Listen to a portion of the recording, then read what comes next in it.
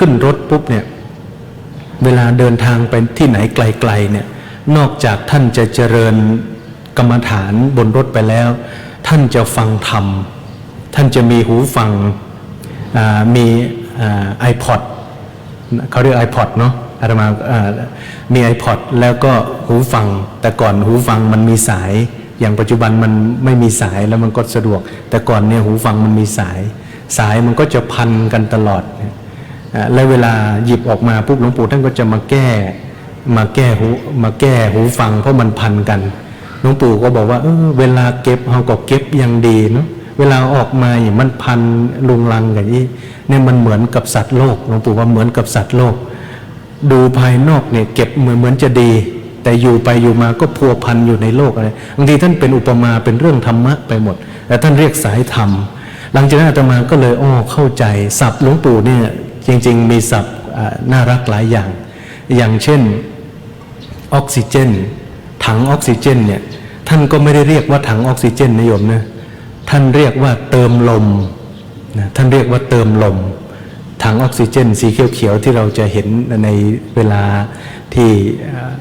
เจ้าหน้าที่เขาใส่ให้เรื่องออกซิเจนก็เล่าอีกนิดหนึ่งจริงๆอาตมาจะเล่าเรื่องอื่นนะแต่ว่ามันยาวเอาเรื่องนี้สั้นๆดีกว่ามันเกี่ยวข้องแต่ก่อนนี่หลวงปู่ท่านจะไม่ยอมใส่คือออกซิเจนเนี่ยเวลาคณะลูกศิษย์หรือคุณหมอให้ท่านใส่เนี่ยท่านจะไม่อยากใส่ออกซิเจนเวลาท่านพักเพื่ออยากให้ท่านมีออกซิเจนเพราะว่าออกซิเจนในเลือดจะต่ำเวลาท่านทำงานเยอะหรือรับแขกหรืออะไรต่างๆ พระเดชพระคุณหลวงปู่ท่านก็จะไม่ค่อยที่จะใส่ออกซิเจนท่านก็พยายามที่จะไม่ใส่จนกระทั่งวันเกิดปีที่ผ่านมาหลวงพ่อท่านเจ้าคุณพระศรีศิลปาจารย์ก็ให้แม่ชีไปเย็บผ้ามาคลุมถังสีเขียวนะถังออกซิเจนเนี่ยเพื่ออำพรางหลวงปู่ได้โยมนะเนี่ยไปแต่ว่าหลวงปู่ท่านก็รู้อยู่ดีว่ามันคือถังออกซิเจนแม้จะหุ้มผ้าขาวมาแล้วนะหุ้มผ้าขาวมาแล้วมาวางไว้ที่ใกล้ๆที่หลวงปู่ท่านพักก็ทีนี้ก็อาตมาก็มานึกถึงว่าหลวงปู่เนี่ยเวลาท่านสอนคนให้ปฏิบัติเนี่ยท่านจะบอกว่า5 นาที10 นาทีอาตมาก็นึกวิธีการเดียวกันกับที่หลวงปู่ท่านสอนญาติโยมอาตมาก็เลยกราบหลวงปู่ว่าหลวงปู่ครับลูกขอหลวงปู่ใส่ออกซิเจน5 นาทีขอใส่แค่5 นาทีแค่นั้นครับหลวงปู่ก็บอกว่าได้อนุญาตท่านก็ใส่พอครบ5 นาทีเสร็จแล้วก็ต้องขออนุญาตเอาออกคือขออย่างไรก็ต้องทำอย่างนั้นทีนี้วันแรกผ่านไปวันนั้นทั้งวันหลวงปู่ก็ได้5 นาทีแล้วท่านเป็นอย่างไรนะอาตมาก็ยังไม่ทราบพอวันที่2อาตมาก็ขอหลวงปู่เพิ่มเวลาเหมือนหลวงปู่ให้โยมปฏิบัติเนี่ยแรกๆหลวงปู่ก็5 นาทีวันต่อมาหลวงปู่ก็10 นาทีอาตมาก็ขอหลวงปู่ครับวันนี้ขอหลวงปู่ใส่ออกซิเจน10 นาทีครับขอ10 นาทีหลวงปู่ท่านก็อนุญาตเสร็จแล้วอันนี้วันที่2วันที่2ก็ได้10 นาทีวันทั้งวันนะได้10 นาทีพอถึงวันที่3อาตมาก็คิดว่าวันนี้คงจะขอเพิ่มเวลาเหมือนหลวงปู่ท่านเพิ่มนั่นแหละ5 นาที10 นาที15 นาทีพอถึงวันที่3โยมท่านทั้งหลายหลวงปู่เดินกลับเข้าในห้องเนี่ยหลวงปู่ท่านบอกว่าลูกเติมลมลูกเติมลมรอบนี้ไม่ต้องขอแล้วเติมลมลูกเติมลมตอนแรกอาตมาก็งงว่าเติมลมคืออะไรเพราะทุกวันที่ผ่านมาเนี่ยบอกว่าถังออกซิเจนแต่พอวันที่3รู้ว่าเติมลมลูกเติมลมพอรู้ว่าหลวงปู่ท่านอันนี้แล้วหลวงปู่ท่านถามว่าเวลาท่านพักเนี่ยอิริยาบถนอนเนี่ยใส่ได้ไหมลูกใส่ได้ก็ลูกก็เลยบอกว่าใส่ได้ครับหลวงปู่ครับแล้วหลวงปู่ก็ใส่ยาวเลยทีนี้ได้หลายชั่วโมงเลยโยม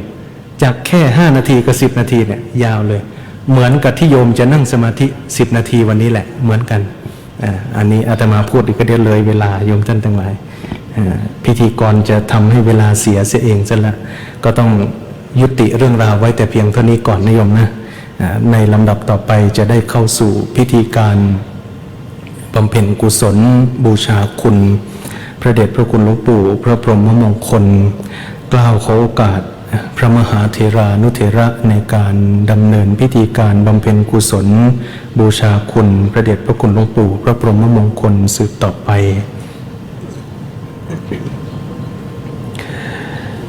ในโอกาสนี้ขอน้อมกราบอาราธนา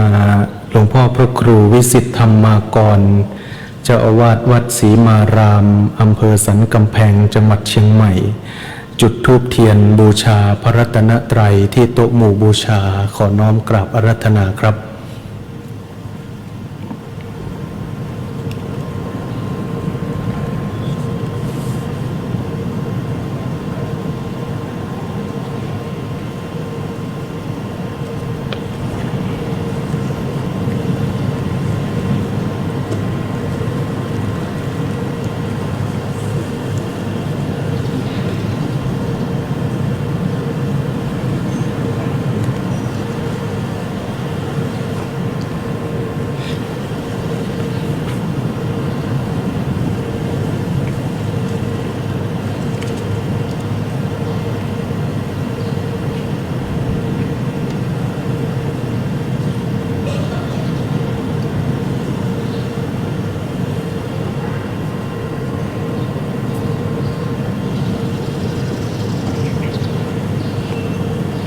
ขอเจริญพรเรียนเชิญคุณสุคนธาเหล่าสิริไพศาลวัฒนาจุดเทียนส่องธรรมที่ธรรมาสน์ขอเจริญพรเรียนเชิญ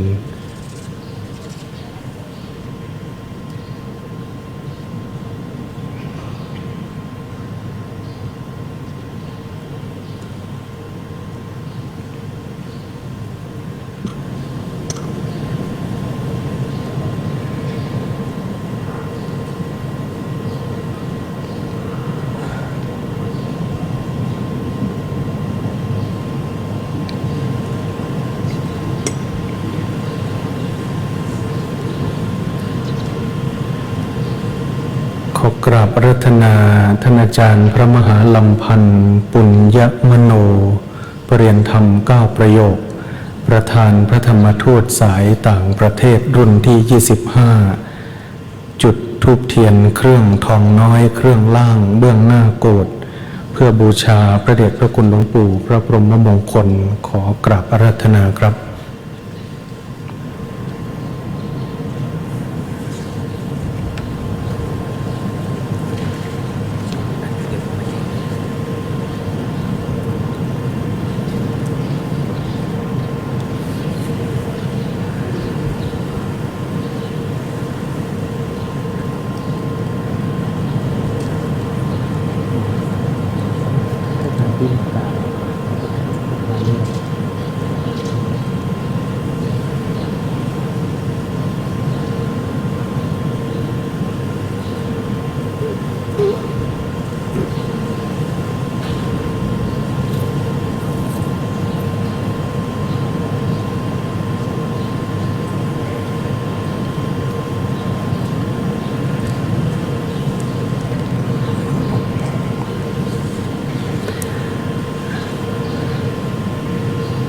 ขอเจริญพรเรียนเชิญคุณจารึกกันตะนฤมิตกุลถวายพานขอสมาทานเบญจศีลและอัฏฐศีลที่ธรรมาสน์ขอเจริญพรเรียนเชิญ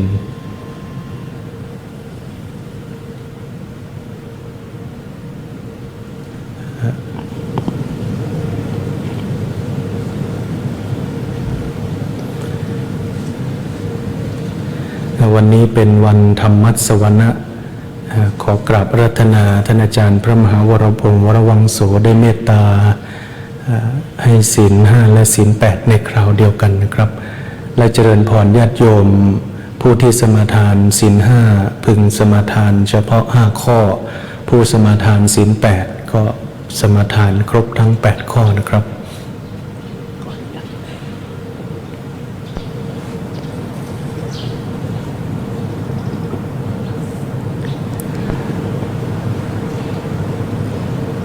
อาราธนาและเรียนเชิญทุกท่านสำรวมกายวาจาใจกล่าวคำบูชาพระรัตนตรัยโดยความพร้อมเพรียงกัน อิมินาสการเนะตังพุทธังอภิปูชยามะอิมินาสการนะตังธัมมังอภิปูชยามะอิมินาสการนะตังสังฆังอภิปูชยามะอะระหังสัมมา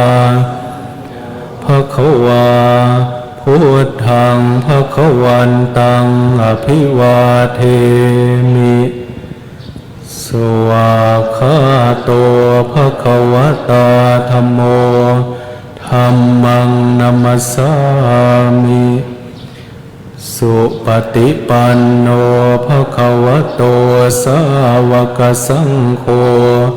สังฆังนะมามิมายังพันเตอิสลเนตัสสะอัฏฐศีลานิยาจามะทุติยามปิมายังพันเตติสรเนนะสหอัฏฐศีลานิยาจามะตาติยามปิมายังพันเตติสรเนนะสหปัฏฐศีลานิยาจามะนะโมตัสสะภะคะวะโตอะระหะโตสัมมาสัมพุทธัสสะนะโมตัสสะภะคะวะโตอะระหะโตสัมมาสัมพุทธัสสะนะโมตัสสะภะคะวะโตอะระหะโตสัมมาสัมพุทธัสสะนะโมตัสสะภะคะวะโตอะระหะโตสัมมาสัมพุทธัสสะนะโม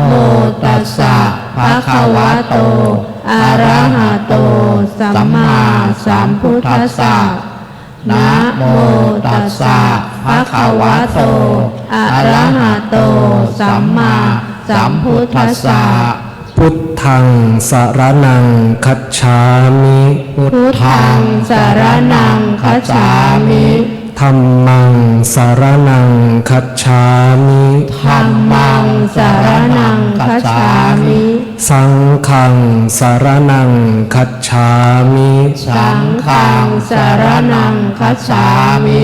ทุติยัมปิพุทธังสรณังคัจฉามิทุติยัมปิพุทธังสรณังคัจฉามิ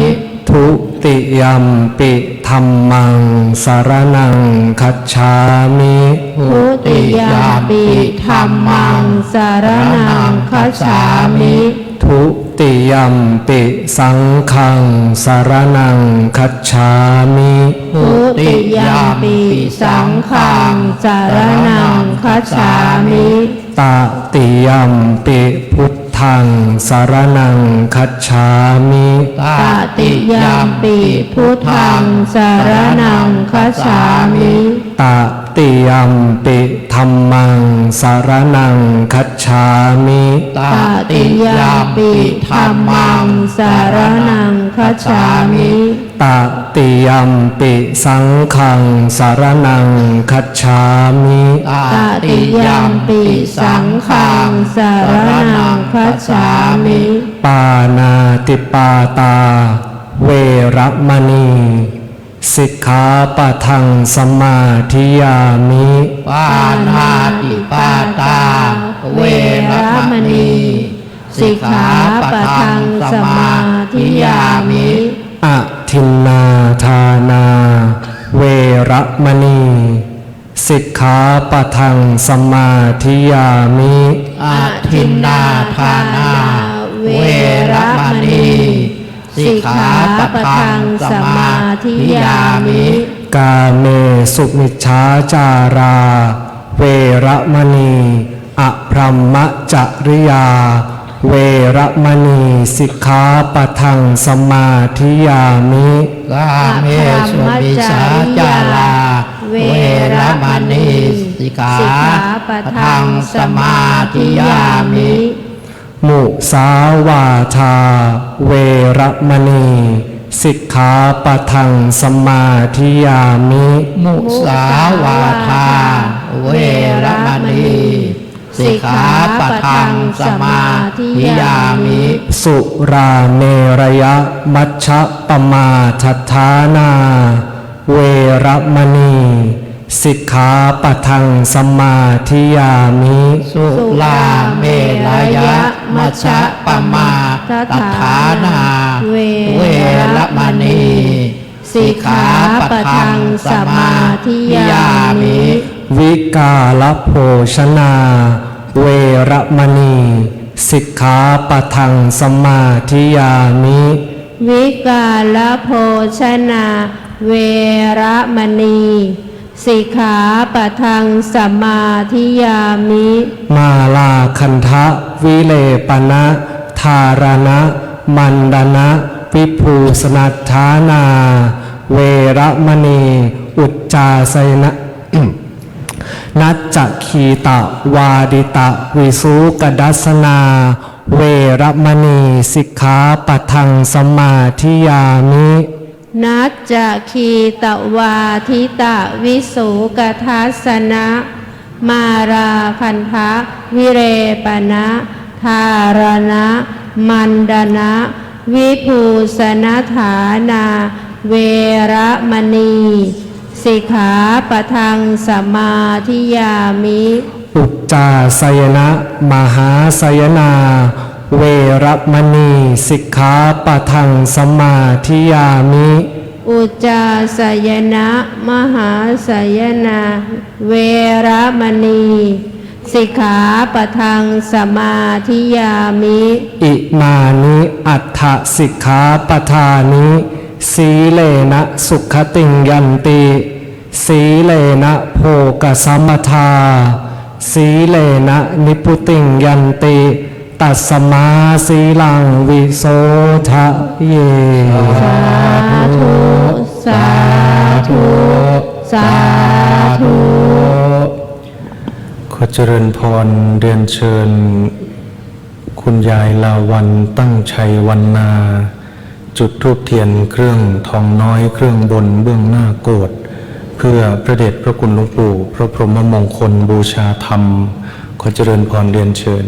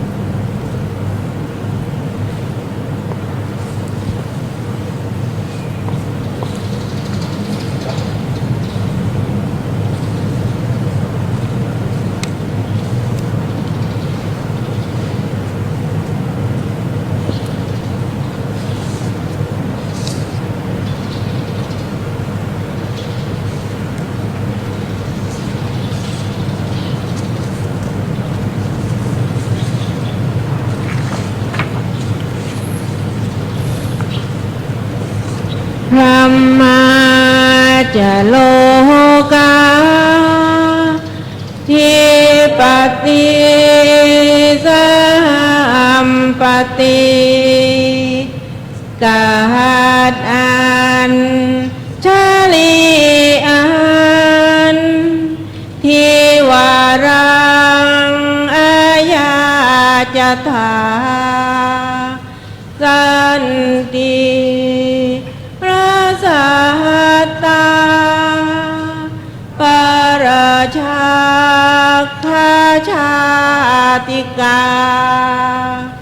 เทเสตุธรรมังอ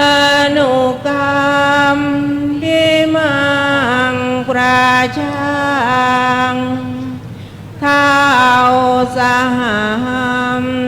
พอดีพรหมเป็นบรมในพรหมมาทรงฤทธิ์ที่ศักดากว่าบริษัททุกหมู่พรหมน้อมหัดนามัสการประดิษฐานหน้าที่สมควรแล้วจึงบังคมจุลีบาทพระศาสดาขอพรอันประเสริฐพอละเลิศมโหฬารปวงสัตว์ในโลกากิเลสน้อยก็ยังมีขอองค์พระยอมราสู่ธรรมาอันรู้จีโปรดปวงประชานีท่านจงโปรดแสดงธรรมนิมนต์ท่านเจ้าขาผู้ปรีชาอันเลิศล้ำแสดงพระสัทธรรมเทศนาทวาทีเพื่อให้สำเร็จผลแด่ปวงชนบรรดา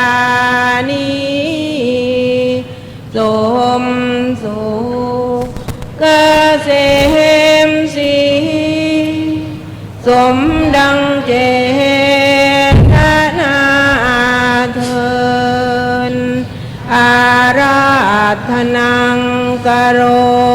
มา นะโมตัสสะภะคะวะโตอะระหะโตสัมมาสัมพุทธัสสะนะโมตัสสะภะคะวะโตอะระหะโตสัมมาสัมพุทธัสสะนะโมตัสสะภะคะวะโตอะระหะโตสัมมาสัมพุทธัสสะภูเรสันโตปกาเสนติหิมะวันโตปัปพะโตอาสันเตถะนาทิสันติรัตติขิตตายะถาสราติขอนอบน้อมแด่พระผู้มีพระภาคอรหันตสัมมาสัมพุทธเจ้าพระองค์นั้นขอถวายความเคารพแด่พระเดชพระคุณพระภาวนาธรรมาภิรัตน์เจ้าวาดวัดล่ำเปิงตะโปธารามผู้เป็นประธานพระมหาเถรานุเถระเพื่อนสหธรรมิกตลอดจน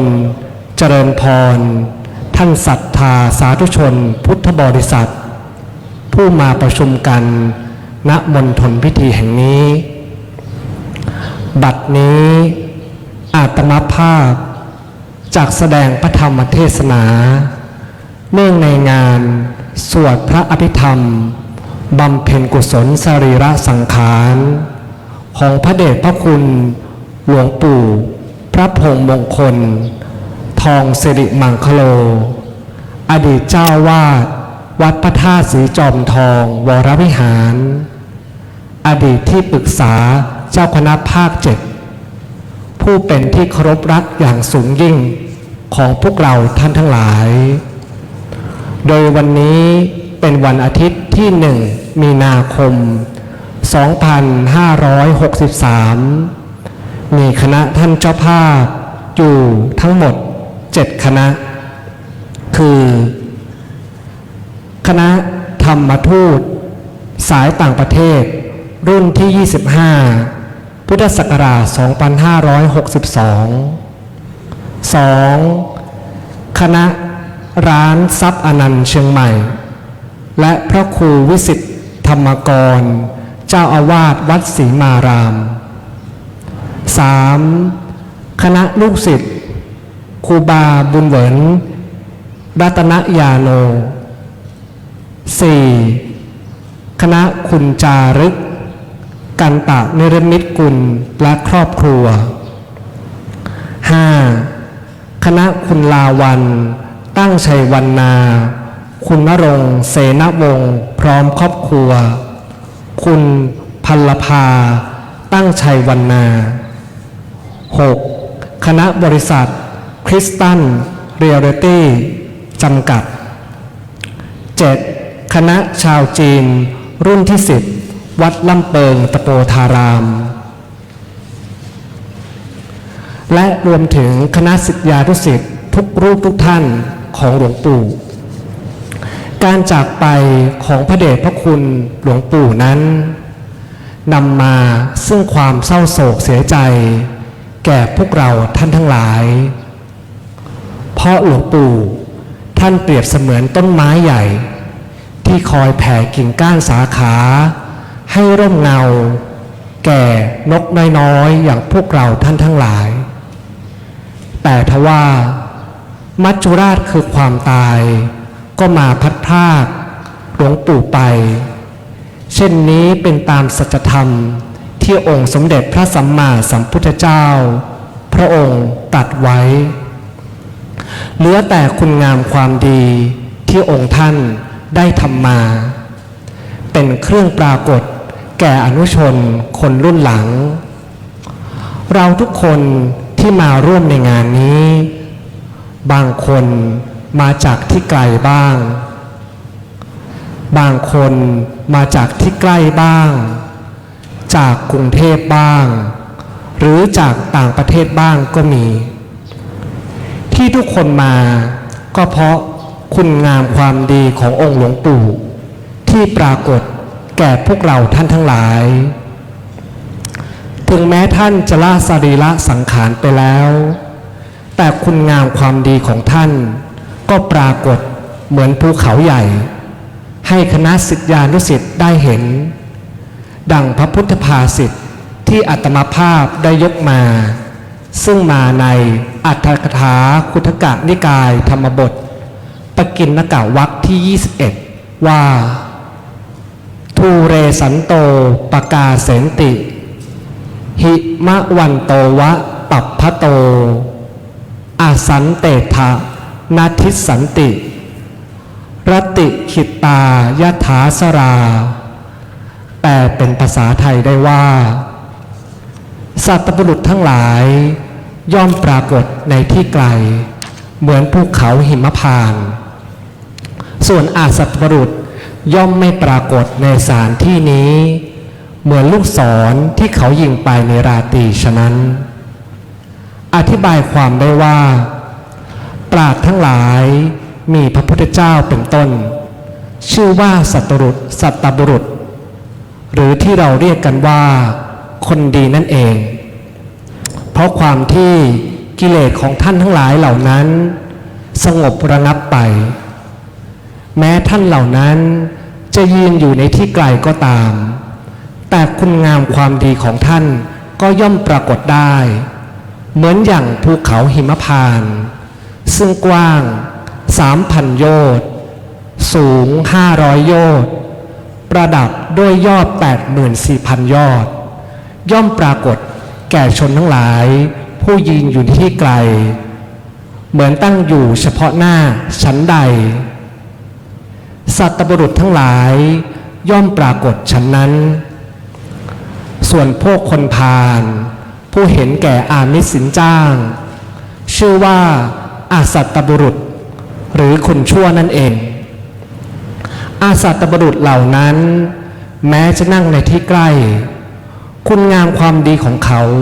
ก็ย่อมไม่ปรากฏเหมือนลูกศรที่ยิงไปในราตรีฉะนั้นด้วยเหตุนี้เองพวกเราท่านทั้งหลายจึงได้มาในสถานที่แห่งนี้เพราะคุณงามความดีขององค์หลวงปู่นั่นเองพระเดชพระคุณหลวงปู่พระพรหมมงคลท่านมักจะแสดงธรรมให้พวกเราได้ฟังเป็นประจำแต่คำสอนที่ท่านมักแสดงให้เราเป็นภาษิตที่สั้นๆง่ายๆที่ว่านิ่งได้ทนได้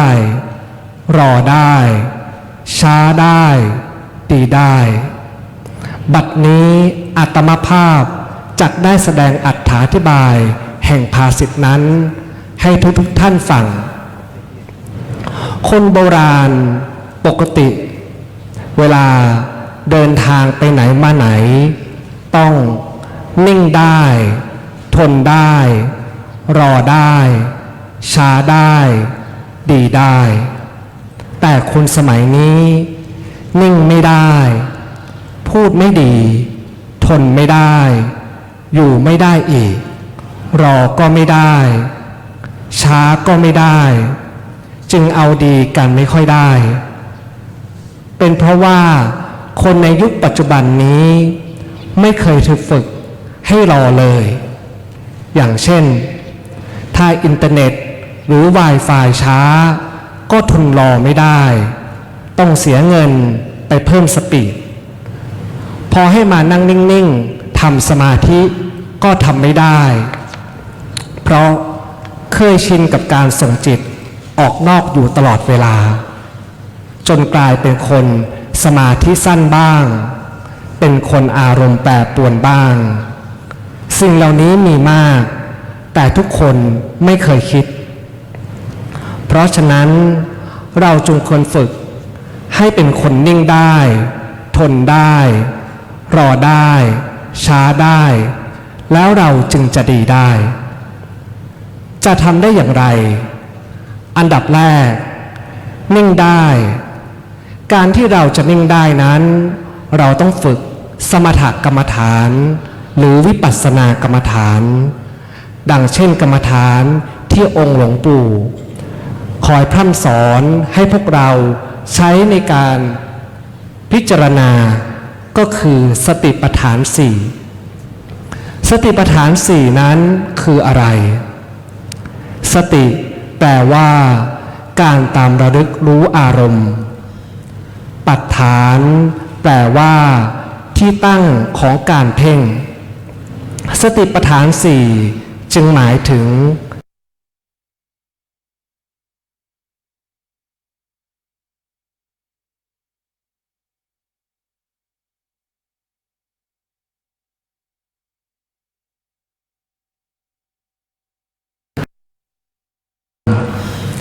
ปัฏฐานแปลว่าสี่นั้นคืออะไรที่ตั้งของการเพ่งกำหนดสติอย่างประเสริฐเพราะเป็นการตามฐานคือกายเวทนา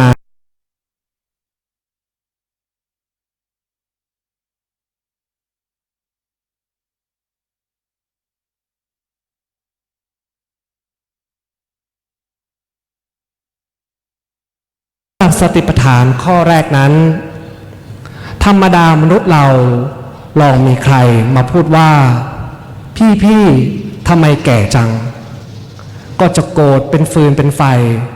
ว่าคนนี้ว่าเราบ้างด่าเราบ้างแต่พอใครพูดว่าพี่ทำไมหน้าเด็กจังกลับชอบใจยินดีว่าเขาชมเรานั่นเป็นเพราะเราท่านทั้งหลายยังไม่เข้าใจรูปร่างกายนี้ว่ามีความแก่เป็นธรรมดา เราจะล่วงพ้นความแก่ไปไม่ได้ ไม่มีทางที่พวกเราจะหนุ่มขึ้นหรือเด็กลง เราหลอกตัวเองยังไม่พอแล้วยังไปหลอกผู้อื่นด้วย ฉะนั้นสติปัฏฐานข้อนี้จึงจะช่วยกระจัดความเห็นผิดนั้นได้ นั่นก็คือกายานุปัสสนาสติปัฏฐาน คือการใช้สติตั้งมั่นในการพิจารณากายซึ่งเป็นรูปธรรมเพื่อให้เห็นว่าแท้ที่จริงรูปนั้นเป็นอสุภะคือของไม่สวยไม่งามเป็นการทำลายสุภวิปลาสความสำคัญว่างามว่าน่ารักแปลตามศัพท์ว่าพิจารณากายในกายนี้สักว่ากายไม่มีตัวตนบุคคลเราเขาแต่โดยวิธีปฏิบัติแล้ว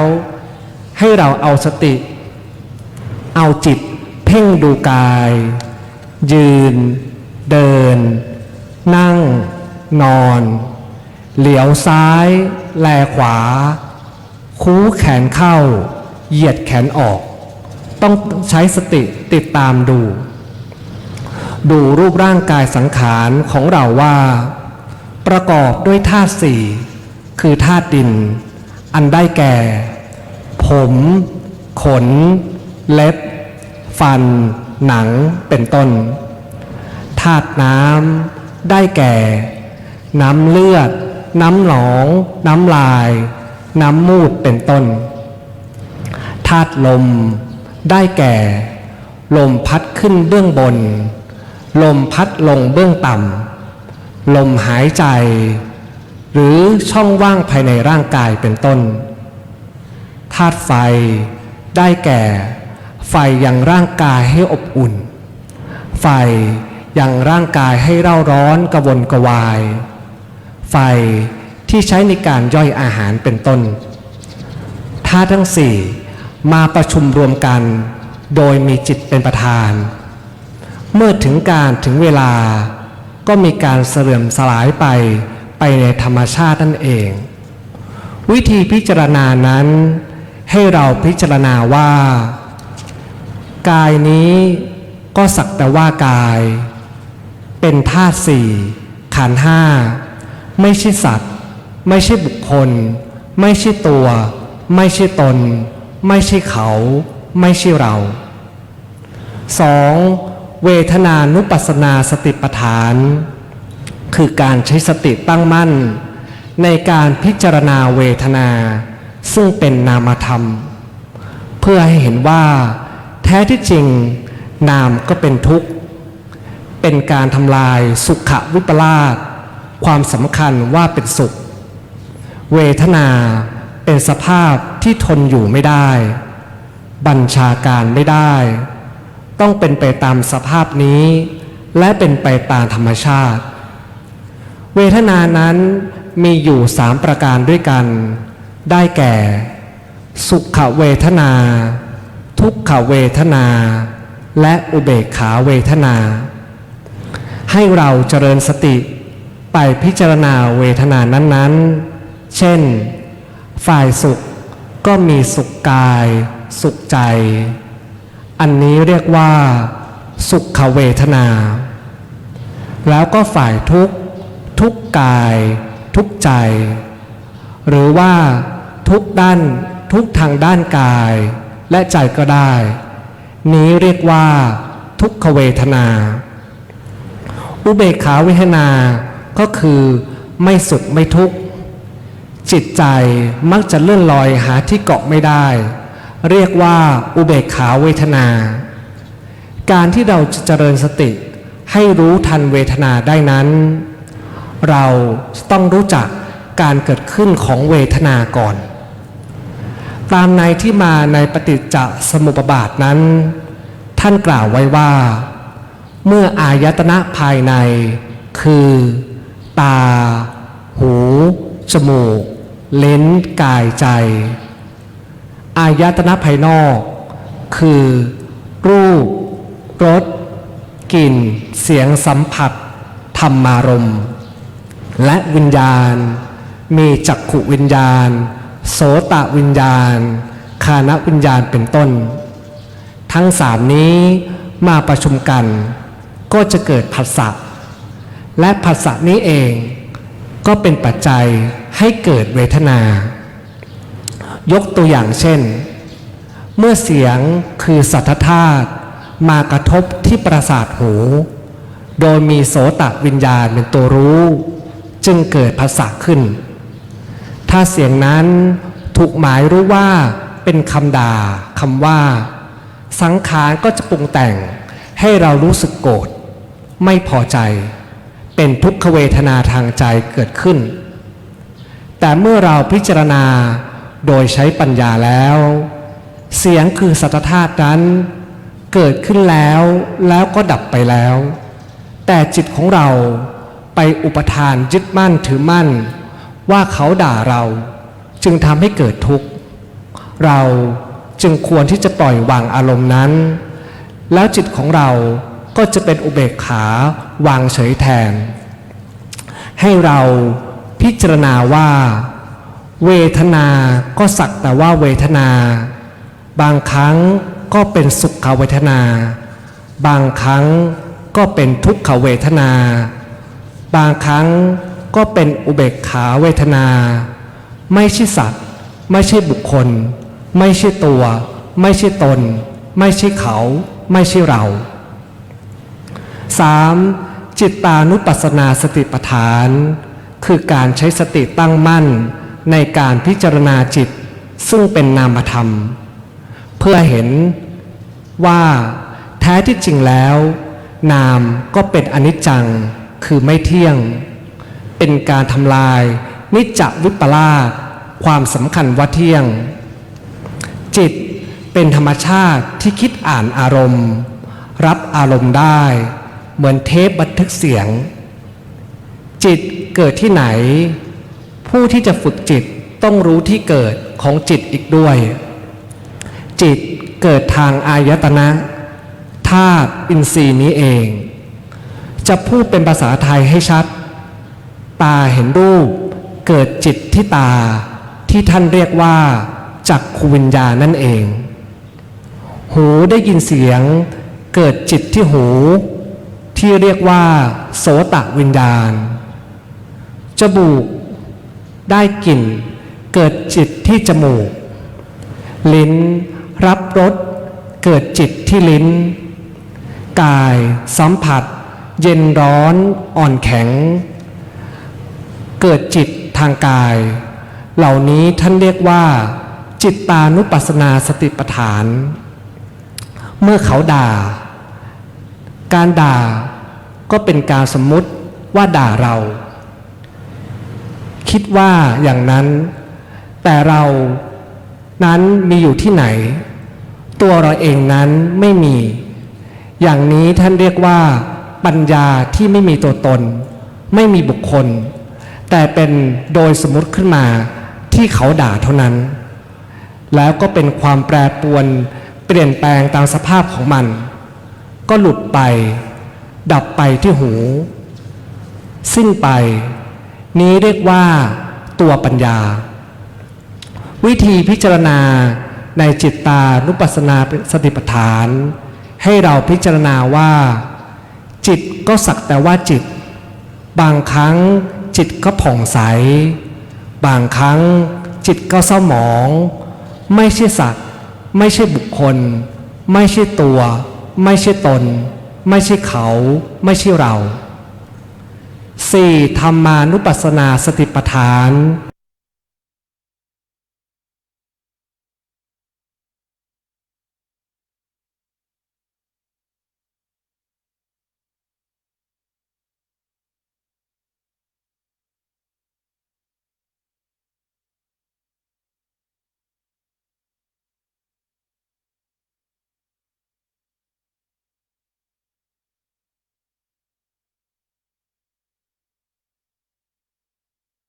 ว่า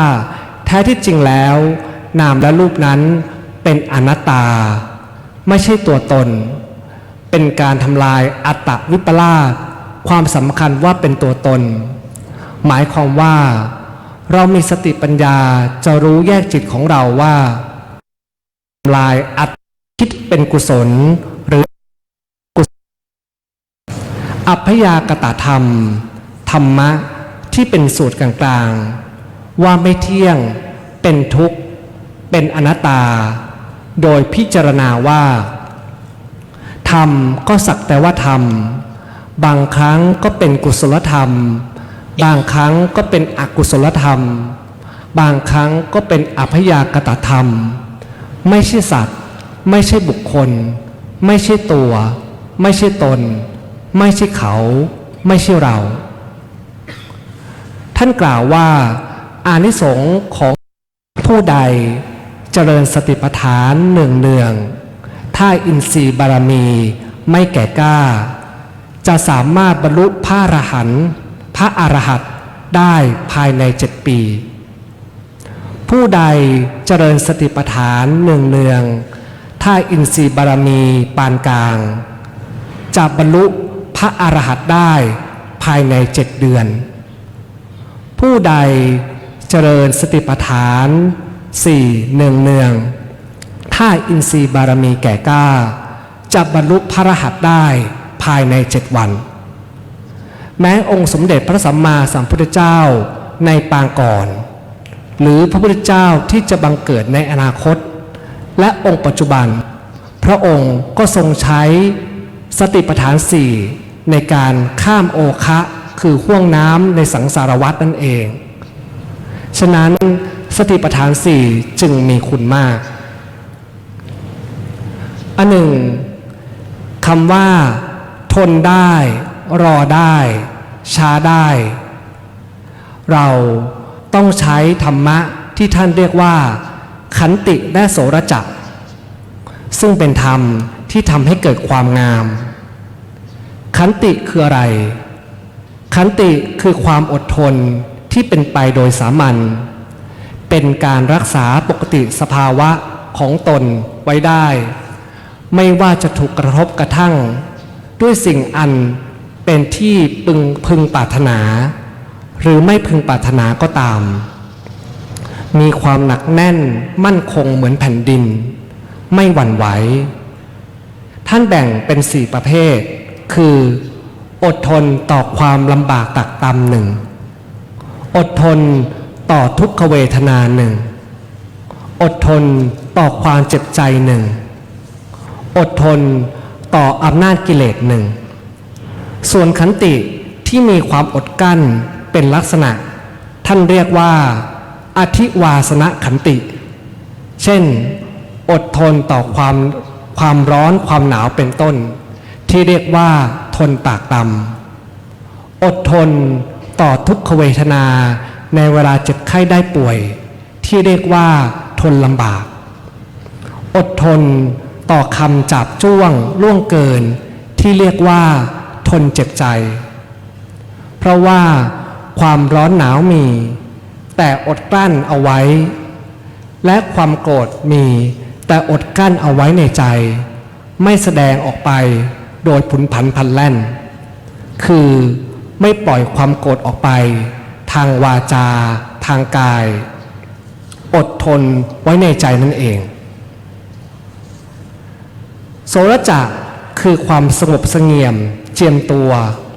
ความแช่มชื่นแจ่มใสโสรจะนี้เป็นเครื่องประดับใจทำให้ใจแช่มชื่นให้ใจแจ่มใสหายความขุ่นมัวเมื่อเป็นดังนี้จึงไม่มีการเดือดร้อนกระวนกระวายสำเร็จเป็นขันติได้เต็มที่โสรจะความสงบเสงี่ยมหรือความที่จิตใจมีความชุ่มชื่นนี้จะแสดงเฉพาะที่เป็นเครื่องดับความโกรธเพราะดูเป็นการที่ทำได้ยากในเวลาที่มีความโกรธคราวนี้ก็ควรพิจารณาดูว่าความชุ่มชื่นแจ่มใสความสงบเสงี่ยมเจียมตัวที่ทุกคนต่างเคยมีอยู่ด้วยกันนั้นมีเพราะอะไรลองคิดดูพิจารณาดูแล้วก็จะเห็นได้ว่าที่เรามีความแช่มชื่นแจ่มใสนั้น ก็เพราะว่าได้รับสิ่งของที่น่าพอใจน่าปรารถนา ได้เสียงที่น่าพอใจเป็นต้น หรือกล่าวโดยวัตถุได้วัตถุที่น่าพอใจ ได้ลาภยศสรรเสริญสุขซึ่งเป็นสิ่งที่น่ารักน่าใคร่เมื่อเป็นดังนี้แล้วก็เกิดความช่ำชื่นแจ่มใสโดยปกติย่อมเป็นอย่างนั้นอีกอย่างหนึ่งความช่ำชื่นแจ่มใสเกิดขึ้นจากความสงบใจคือเมื่อทำใจให้บังเกิดความสงบแล้วรสความสงบนั้นก็จะปรากฏมาเป็นความช่ำชื่นแจ่มใสนั่นเองหลวงพ่อจรัญทิตธรรมโมแห่งวัดอัมพวันสิงห์บุรีท่านกล่าวถึงความอดทนไว้ว่าความอดทนเป็นสมบัติของนักสู้ความรู้เป็นสมบัติของนักปราชญ์ความสามารถเป็นของนักประกอบกิจความสามารถทุกชนิดเป็นสมบัติของผู้ดีฉะนั้นพวกเราจึงควรให้ขันติและโสรจะมีอยู่ในจิตในใจของเราก็จะทำให้เราเป็นผู้มีความงามทั้งภายนอกทั้งภายในเหมือนพระเดชพระคุณหลวงปู่พระพรหมมงคลของเราทั้งหลายท่านเป็นผู้มีความงามทั้งภายนอกและภายในหลวงปู่ท่านเป็นพระที่มีขันติความอดทนสูงมากทุกๆวันท่านทำงานเพื่อพระพุทธศาสนาทั้งไปแสดงธรรมโปรดญาติโยมในสถานที่ต่างๆอยู่ตลอดเวลาอาตมาเคยถามพระอาจารย์มหาธนวัฒน์วัฒนวัฒโนวัดพระธาตุศรีจอมทองว่าหลวงปู่ท่านไม่เหนื่อยหรือที่ต้องไปที่นู่นที่นั่นท่านบอกว่าหลวงปู่เคยเล่าให้ฟังว่าที่ท่านพยายามรักษาศรัทธาไปกิจนิมนต์ที่เขานิมนต์มาตลอดนั้นเพราะว่าเมื่อท่านเป็นพระหนุ่มท่านนิมนต์พระผู้ใหญ่ไปงานพระผู้ใหญ่ไม่ค่อยมาตอนนี้ท่านเป็นผู้ใหญ่ท่านต้องไปให้กำลังใจถ้าเป็นญาติโยมนิมนต์แล้ว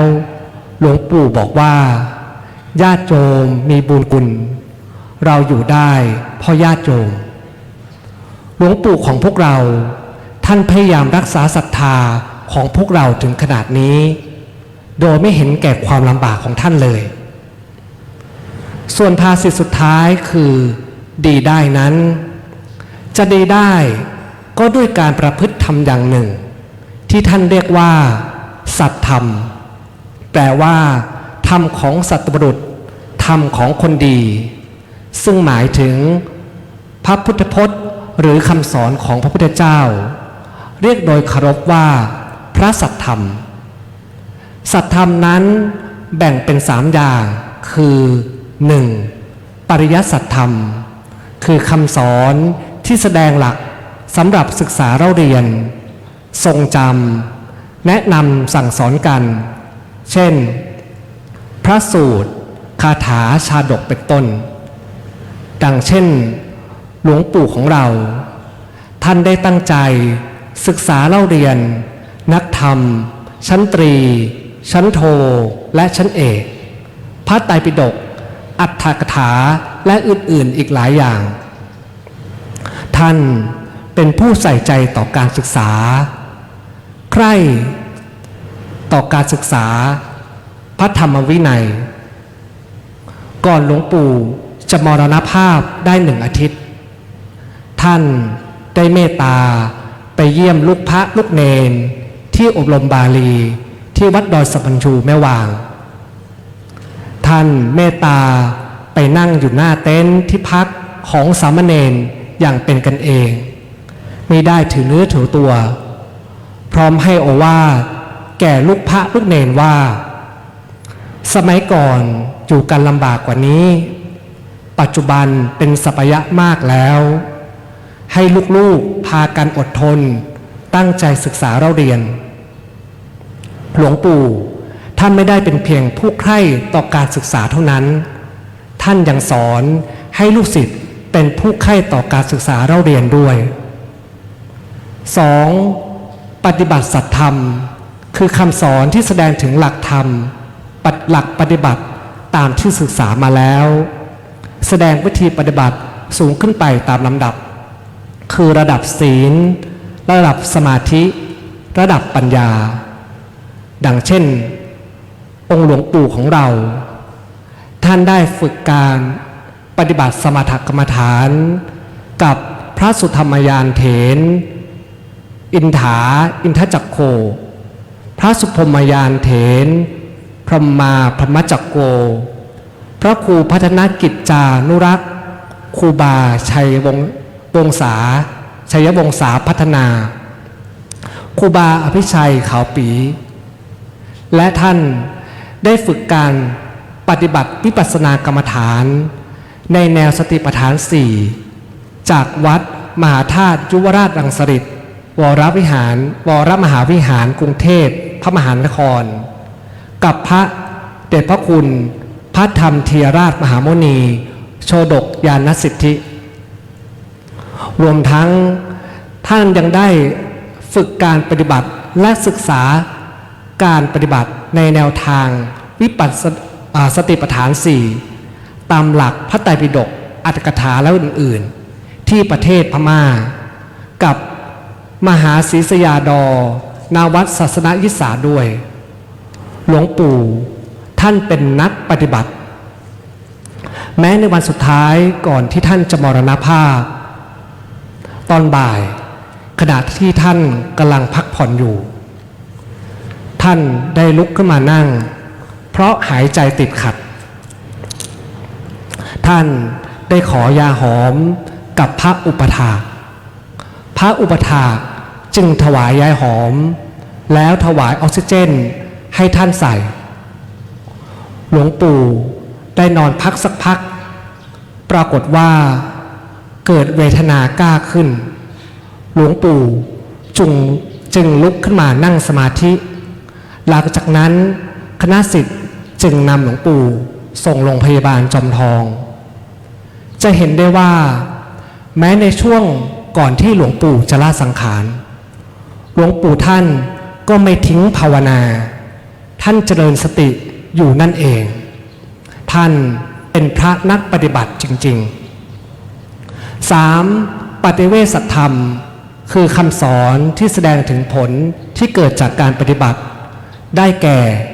มรรค4ผล4และนิพพานซึ่งเรียกว่าโลกุตตรธรรม9เราเรียกพระสัทธรรม3อย่างนี้อย่างย่อๆว่าปริยัติปฏิบัติปฏิเวทดังเช่นองค์หลวงปู่ของเราแม้เราจะไม่สามารถรู้ถึงคุณธรรมเบื้องสูงของหลวงปู่ได้แต่การประพฤติปฏิบัติของท่านนั้นสมบูรณ์ด้วยศีลสมบูรณ์ด้วยสมาธิสมบูรณ์ด้วยปัญญาจึงเป็นที่แน่ใจได้ว่าหลวงปู่ของพวกเราท่านสามารถข้ามพ้นทุกข์ในสังสารวัฏนี้ได้อย่างแน่นอนพระเดชพระคุณหลวงปู่พระพรหมมงคลของเรา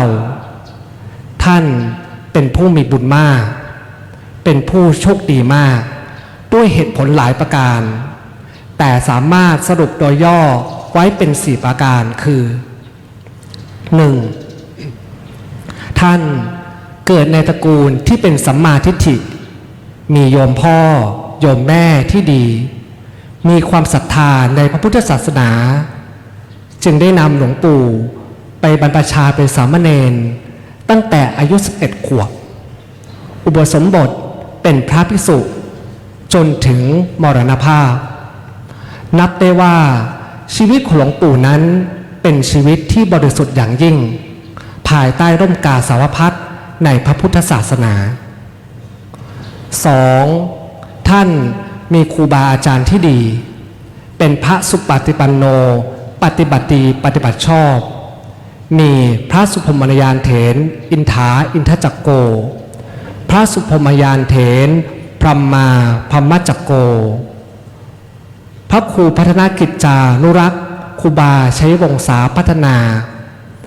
ครูบาอภิชัยขาวปีเป็นต้นคอยแนะนำสั่งสอนหลวงปู่ให้ดำเนินตามแนวทางอริยมรรคมีองค์ 8 3. ท่านได้อยู่ในสถานที่ดีที่เรียกว่าเป็นปฏิรูปประเทศคือจังหวัดเชียงใหม่ซึ่งเป็นเมืองใหญ่สามารถเผยแผ่พระสัทธรรมคำสอนขององค์สมเด็จพระสัมมาสัมพุทธเจ้าได้ง่ายและที่สำคัญที่สุดก็คือท่านได้อยู่ที่วัดพระธาตุสีจอมทองวรวิหารแห่งนี้ด้วยบารมีของพระบรมธาตุสีจอมทองอันศักดิ์สิทธิ์ที่เป็นที่เคารพนับถือที่เป็นที่เคารพของคนไทย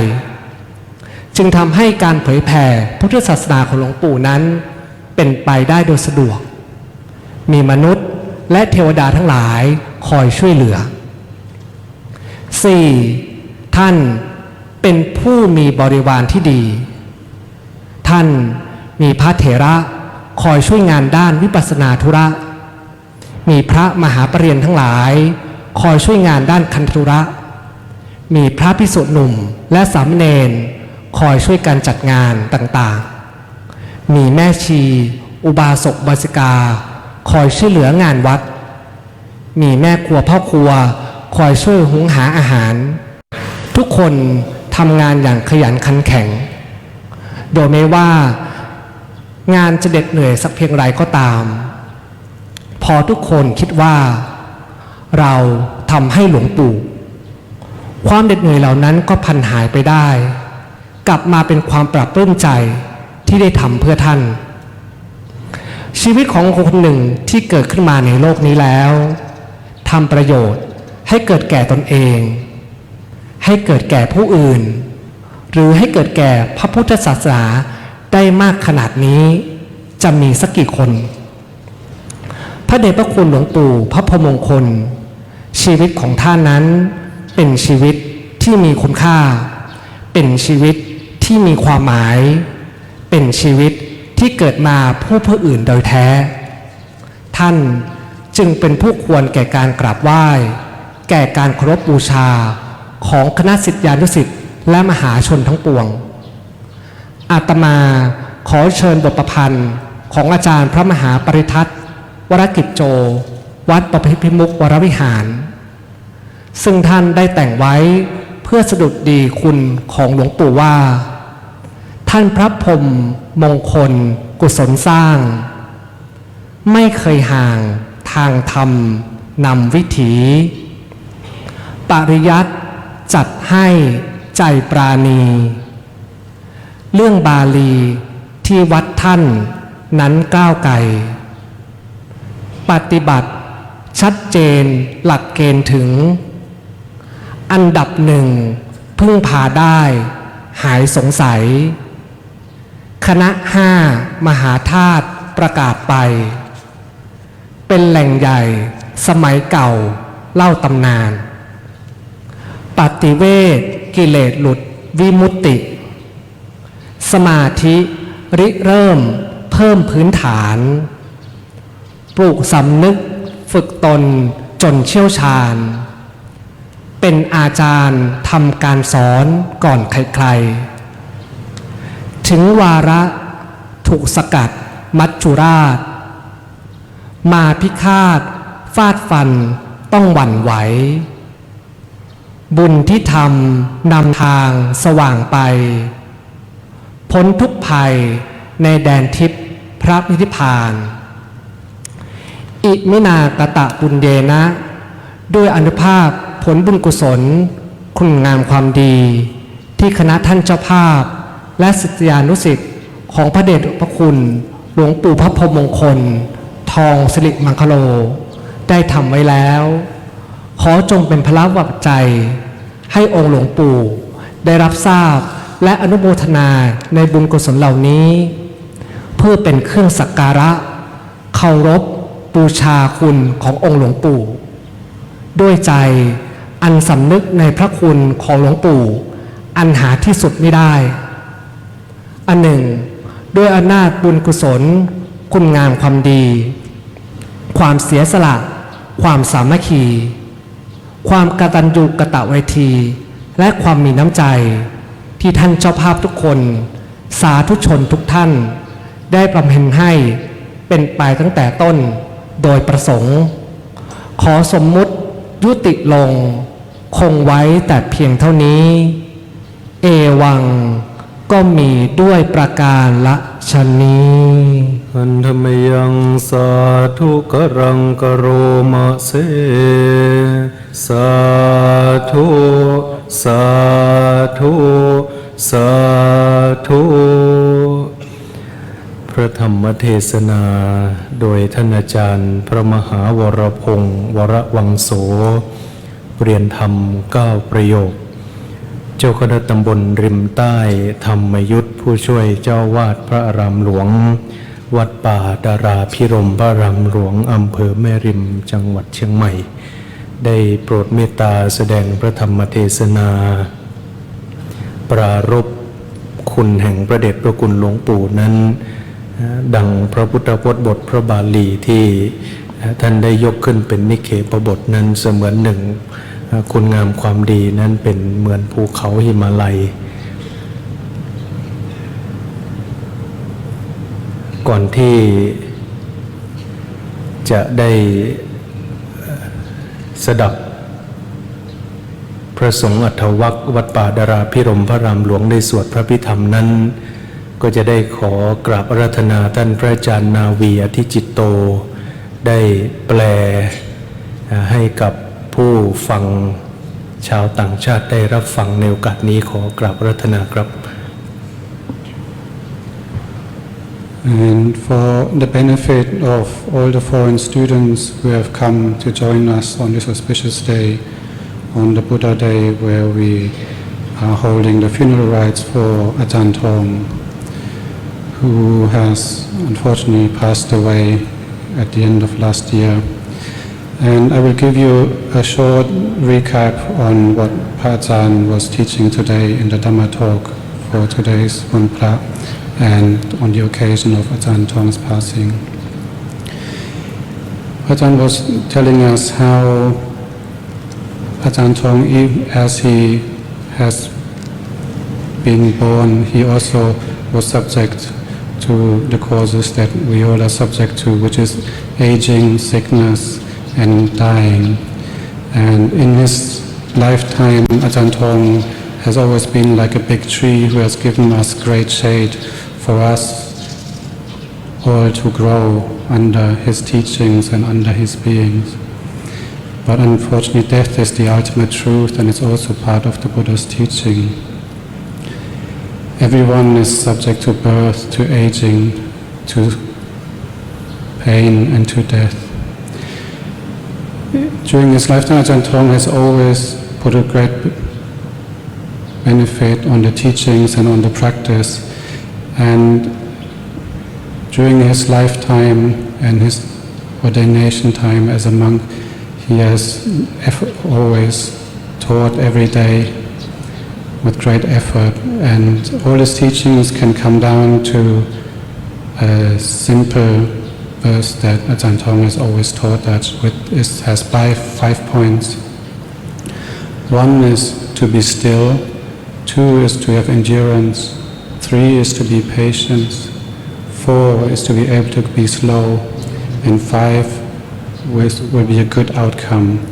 If we can practice this simple teaching or the simple words of being still, of having endurance, being patient, being slow, the outcome will be good. But these days most of us have difficulties practicing this. We often cannot be still, we have difficulty enduring, we don't have a lot of patience, we always want everything fast, and with that the outcome is not always good. But Ajahn Tong has always given us or reminded us of the Buddha's teaching of the Mahasatipatthana Sutta, the four foundations of mindfulness. When we practice the four foundations of mindfulness, we can gain peace of mind. We have the ability to overcome the ocean of suffering. The four foundations of mindfulness has for one the mindfulness on the body. mindfulness on the body we practice through just observing our positions, walking, sitting, standing, lying down, or everyday movements.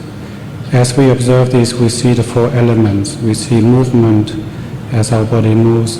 We see the liquids within our body, the water elements. We can see the air, the movements and the breath.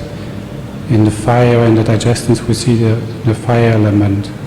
And we see the five aggregates. We see how body and mind are established in every moment.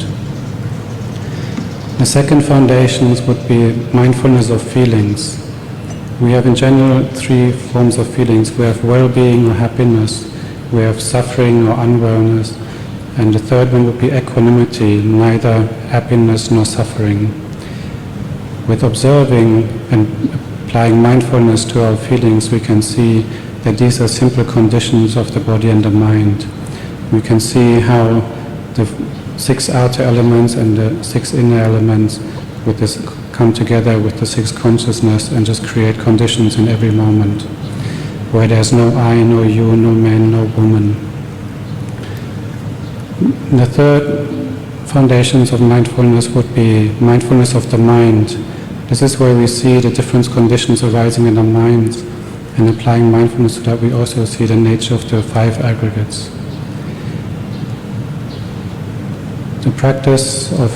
the four foundations of mindfulness has many benefits, and it can give us the ability to overcome all our defilements and to overcome and get past the ocean of suffering to reach the noble states. Practicing the four foundations of mindfulness, we can develop endurance to withstand and be able to stay with unfavorable conditions, as in our environment, whether it's the weather environment of heat or coldness, or unfavorable conditions in our feelings of feeling maybe pain, physical and mental pain, suffering, as in anger or sadness. The practice of mindfulness, according to the four foundations of mindfulness, can bring a clear state of mind that brings peacefulness with us, that gives us the ability to reach the noble states. The noble states can be achieved through good practice, and in the scriptures it states that a person who has created the great benefits through the practice has the ability to reach these noble states within 7 days. If not 7 days, then 7 weeks or 7 months or 7 years. But it is the diligent practice to develop the endurance and the mindfulness so that we can come to peace of mind. Ajahn Tong has always put a lot of effort and a lot of emphasis on the Dhamma teachings, which includes the educational teaching called Pariyatta Satam, which is learning the scriptures, learning the language of Pali. Shortly before Ajahn Tong's passing, Ajahn Tong went to a camp where all the samaniyas and the monks go to teach, to learn Pali language, and encouraged them and placed importance on these teachings that we have to keep up our studies so that we can keep spreading and passing on the Dhamma. Furthermore, there's a big importance on the practice, Patipatta Dhamma. It is very important to practice the virtues, the concentrations to develop right understanding. Ajahn Tong has always practiced through his whole life and always put a great effort into his practice, so that in the eve of his lifetime he was a well-developed monk who had developed great merit, and he was very supported. His great merit was shown from the beginning of his life, as he was born into a good family. He was fortunate to have the support of his parents for him to be able to ordain at a young age of 11 to become a samanera and start his studies with good teachers. Having good teachers is another good show that he has had great merit, and having been in a good environment like a good monastery. And the fourth sign of great merit of Ajahn Tong's life was that he always had good students around him who helped to teach him, to help to spread the Dharma further to the next generation. All the monks, all the samaneras, all the novices, all the nuns and all the lay people have always supported him where they could. Ajahn Tong has always made a lot of merit. Wherever he could, wherever he had a possibility to show his support, he would always go and help with under any circumstances, tirelessly working every day, practicing and teaching and sharing his Dhamma. So today's teaching was about the importance of the practice and the study, and to keep at it and to not give up, and to develop the endurance and the patience so that we can have the ability to not get distracted on our path. This was, in a short version, the meaning of the Dhamma talk today, and we would like to rejoice with everybody who has come from far away, and would like to rejoice with Ajahn Supan, who has brought you today for this auspicious occasion of the funeral rites of Ajahn Tong on today's Buddha Day. Thank you. สาธุมีอีกหนึ่งภาษานะโยมนะต่อไปเรียนเชิญท่านแม่ชีจอยวูได้แปลเป็นภาษาจีนขอเจริญพรเรียนเชิญ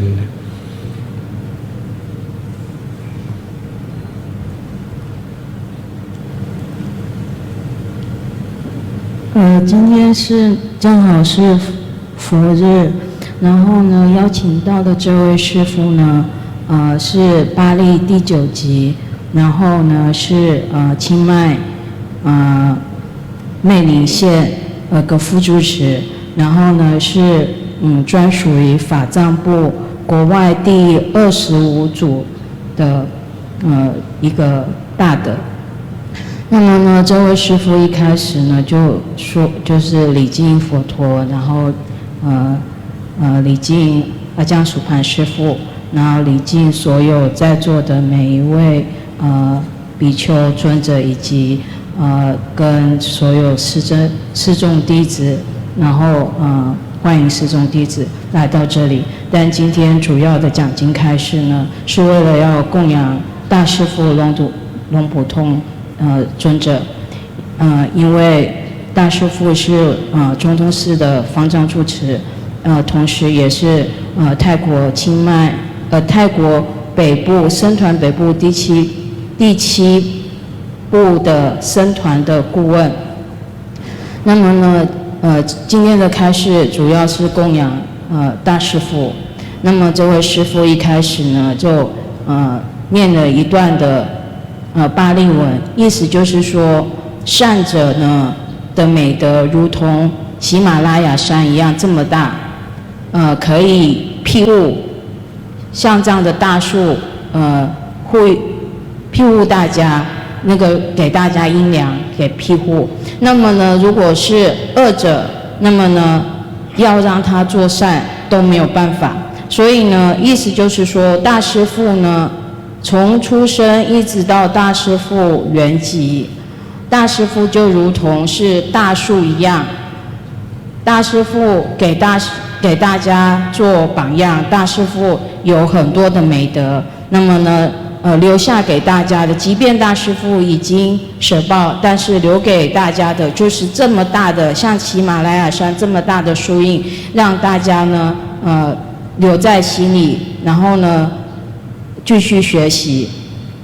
那么在座的各位呢，有的来自远方，有的来自近方，有的来自外国都有。为什么大家会来到这里呢？就是因为呢，大师父的善行善业，大师父的美德。因为大师父的美德如同大树一般，一棵很大很大的树给大家庇荫。那么呢，这位师父就做个比喻，就好比佛陀。这个大师父就是一位善知识。那么一位善知识呢，就是一位善者。他的庇护呢，庇荫就非常的大，就好比是佛陀。一位善知识，即便是在很远的地方，但是呢，他的美德却可以呢很近的就在我们的心里。反之，一个恶者如果即便是在很近的地方，他的美德呢却呢没有办法显现出来。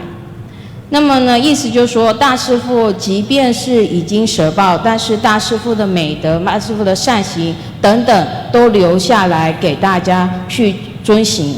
那么呢，大师父这么多的善行、善业、美德，这个师父就用一句话来告诉大家：可敬、可忍、可等、可慢、可好。这是大师父的法语。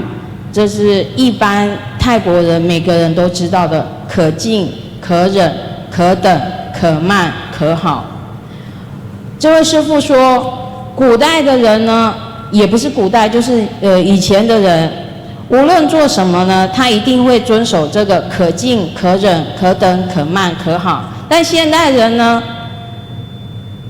也不能敬，也不能忍，也不能等，也不能慢，也不能好。为什么呢？我们打一个比方，师父说，就好比我们用这个 internet 这个网络，现在呢稍微慢一点啊就受不了了，赶快呢要去买套餐，让它速度快一点。然后呢打个坐呢也做不来，静一下呢也不行，所以呢做什么事呢都不行，也不会成功。所以呢，这个师父说，所以我们要怎么修行，我们就必须要做到大师父说的可敬、可忍、可等、可慢、可好。那么第一步，如何可敬？大师父教导四念处，也就是把正念系在身受心法四个地方。禅修者呢，修行四念处，有正念的放在这个身受心法上面，慢慢的智慧会升起，就会知道无常、苦、无我。所谓无常呢，就是变化不断；苦就是痛苦；无我就是不是我的，不是属于我的。师父打个比方说，有人说啊，这个你长得这么脸，怎么现在看起来这么老？然后呢，听到的人就很生气。那么有的人说，跟这个人说啊，你今天脸看起来很年轻，那这个人听了又很高兴。其实呢，这是不知道这个所谓的自然，也就是呢，生老病死是必然的。所以呢，我们平常的人，没有修习的人，不但是自欺，同时也欺人，就是告诉人家年轻啊、老啊等等这些。那呢，这师父就说到，我们怎么样修行四念处呢？身念，第一个身念处随观。身念处随观呢，身本身就是色法。那么呢，身体本身是丑陋的、肮脏的。事实上呢，没有所谓的这个实质的身。我们用心有正念的去看我们的，去系在我们的行住坐卧，我们的前进后退、左转右转等等，这些都是身念处随观。我们去有正念的去觉知我们的头发、身体的发、皮肤、牙齿、指甲等等，这也是身念处随观。身念处随观里面还有四大，所谓四大就是有地、水、火、风。然后地、水、火、风，地就是身体这些实质的部分，水就包括淋巴液啊、血液等等，火就是我们身体的温度，风呢就是我们的呼吸。那么呢，再来身念处还有什么呢？就是我们这样子的修行的时候呢，我们会知道呢，身体身就只是身，它也就是四大地水火风，不是你，不是我，不是他。第二个呢，受念处随观。受念处随观呢，受有三种感受：乐受、苦受、不苦不乐受。乐受呢，就是舒服快乐的感受。那么呢，乐受有身乐、心乐；苦受呢，也就是痛苦的感受。那它也有同样的有身苦、心苦。那再来就是不苦不乐受。那么这师父就说到，我们的受念处随观，它怎么样的升起？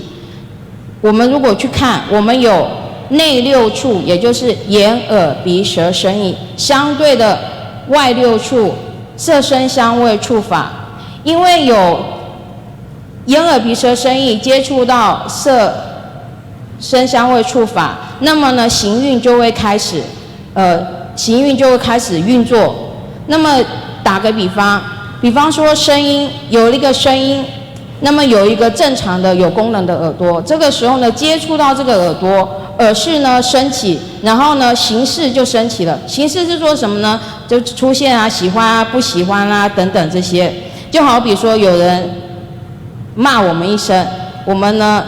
耳朵听到耳识升起，觉得很痛苦，烦死了，气死了呢。这个呢就是这个感受受念处。所以这个师父说呢，那么我们在观察受念处的时候呢，我们要知道有乐受、苦受、不苦不乐受。受也就只是受，也就是感受，不是我，不是你，不是他。再来是心念处随观，心念处随观呢，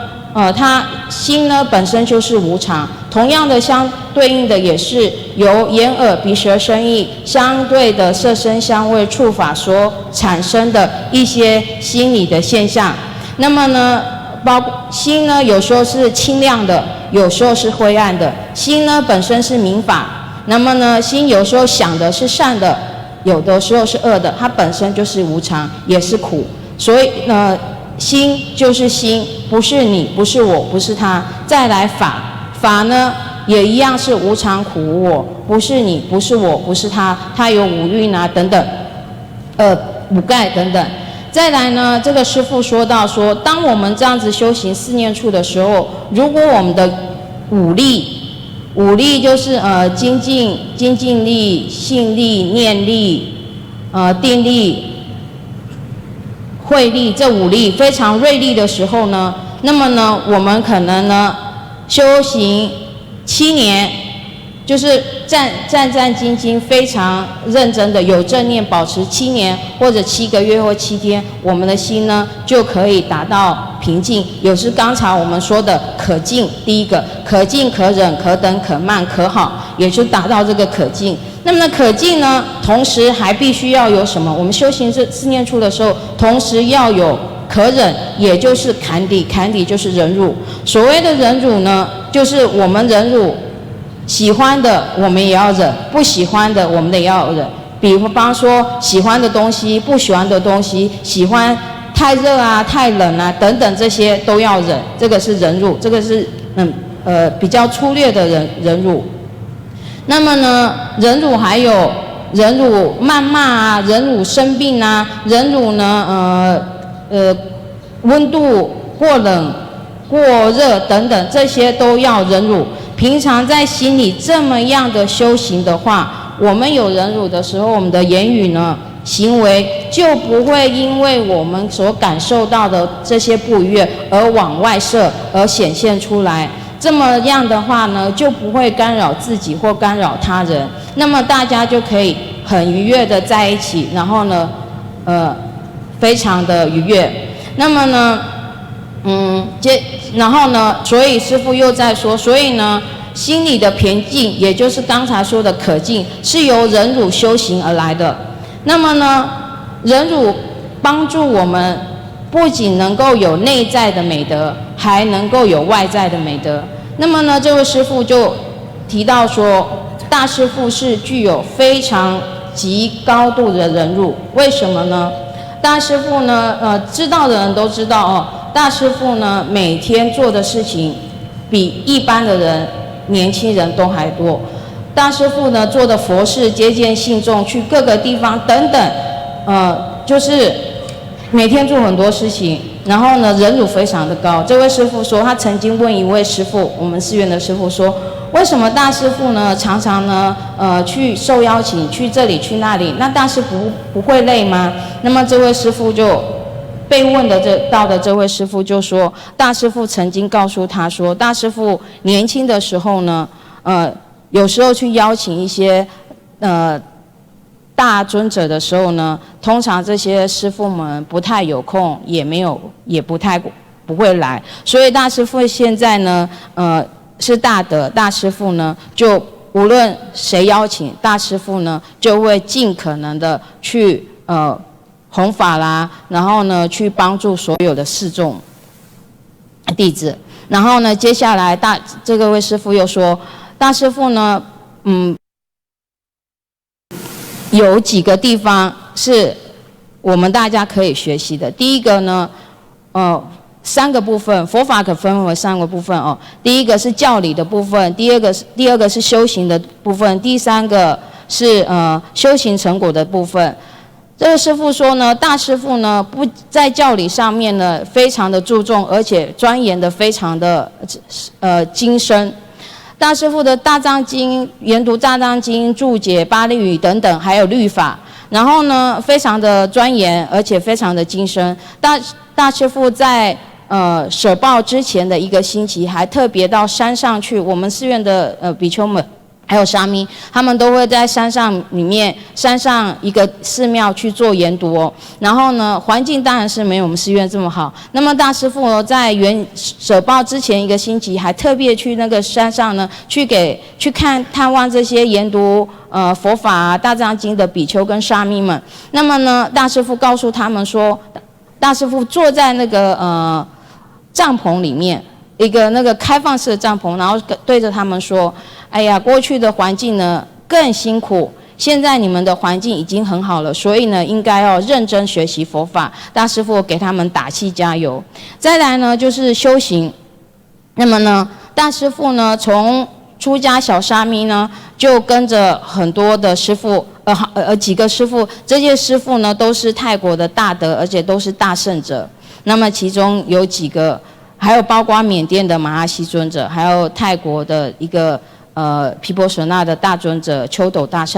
师父大尊者。那么呢，这位讲经开示的师父呢，特别强调说，大师父是一个真真实实的一个修行者。大师父呢，无论怎么样，都一直都在修行，24小时就是一个真真实实的修行者。大师父要圆寂之前，那么呢，那时候觉得呼吸有一点困难，然后就跟侍者要了一个泰国很容易的一些就是压红，就是一种药啊，一种粉药，很平常就可以拿得到的。然后呢，大师父吃了之后呢，就休息一下。休息之后呢，后来大师父觉得不舒服哦，大师父都坐起来，然后就坐起来禅修，一直到禅修，然后呢，直到大师父舍报。所以呢，即便大师父要舍报，大师父都仍然在禅修，这真的是一个真正的修行者。再来呢，就是修行的成果道果涅槃。那么呢，我们从大师父的这一些美德里面，我们可以确定大师父绝对是一个有无上的美德，以及大师父一定是一位圣者。那么呢，除了这些美德可以看见大师父是一位圣者之外，我们还可以看见几个部分。第一个呢，大师父呢是出生在一个有正见的家庭的父母的领导之下的这样的家庭。因为大师父呢从很小的时候就出家，父母呢就让大师父出家，然后学习佛法，这是第一个。第二个呢，大师父所遵循的这些师父们，这些大德，这些好老师，大师父有非常好的老师，也就是这些善知识呢。这些善知识呢都是圣者。这位师父说了几位那个师父，我来不及记，我只记到一个那个库巴考比师父。那呢，第三个这位尊者又说到说，大师父呢弘扬佛法，然后把这个佛法用的呢让大家能够简易的去学习。就好比在清迈有几个大师父就是创立的这些禅修中心等等，一直到中通寺。那么呢，中通寺这些所有大师父这些佛事以及弘扬佛法，不仅有人去来护持，还有天神在护持。第四个呢，大师父呢不仅有大德，还有四众弟子、比丘啊、美琪啊等等在家弟子等等，各守其职，分工合作，同心协力，然后呢，来把整个寺院啊，或者各个佛事啊、僧团等等呢，都料理很好，让大师父呢能够呢无忧的去弘法，然后帮助大师父这样子的弘法。所以这几点呢，就可以看得出来说，大师父确实呢是一个位圣者，而且呢，这个世界上有多少人有这样的特征，然后呢，有多少人做得到？所以呢，这位师父在接下来就说，大师父是真的一位值得大家去礼敬礼拜的圣者。那么呢，我们应该呢，以大师父的这个榜样去修行。他这个师父呢，写了一个打油诗，我来不及翻哦，因为打油诗比较难翻。反正就是把刚才讲的那些全部都写进去呢，就是一个打油诗。最后这个师父又再一次的提醒大家，我们一定要修行大师父的教导的可敬、可忍、可等、可慢、可好。那么呢，最后呢，非常感谢江蜀盘师父，带着就是有这样的因缘，每年都有这样的因缘，给中国的信众们出家做短期出家。每年江蜀盘师父都会特别带这些短期出家的比丘跟美琪们来拜见大师父。那么呢，也非常感谢江蜀盘师父给大家这样的殊胜的因缘。สาธุพอได้ยินว่าอาจารย์สุพรรณก็แสดงว่าใกล้จบแล้วนะโยมนะอาตมาว่าจะแปลเป็นภาษาเขมรก็กลัวโยมจะฟังไม่ออกลำดับต่อไปพระสงฆ์อัฐวัควัดป่าดาราพิรมพระรามหลวงจะได้สวดพระพิธรรมก็เจริญพรเรียนเชิญคุณสิทธิภูมิธนฤทธิพรจุดธูปเทียนเบื้องหน้าตู้พระธรรมก็เจริญพรเรียนเชิญ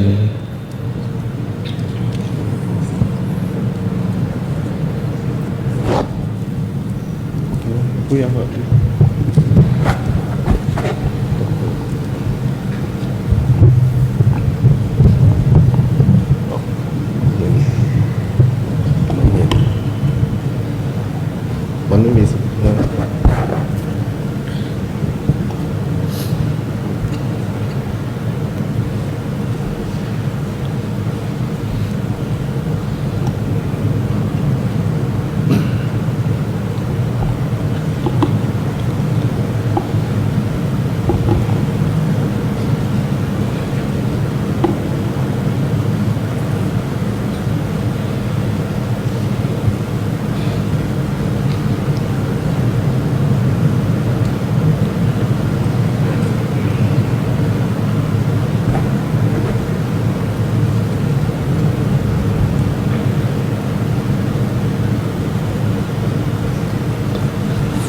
นะโมตัสสะระหันตสัมภะคะวันตังสัตตาดินโนสัมมาสั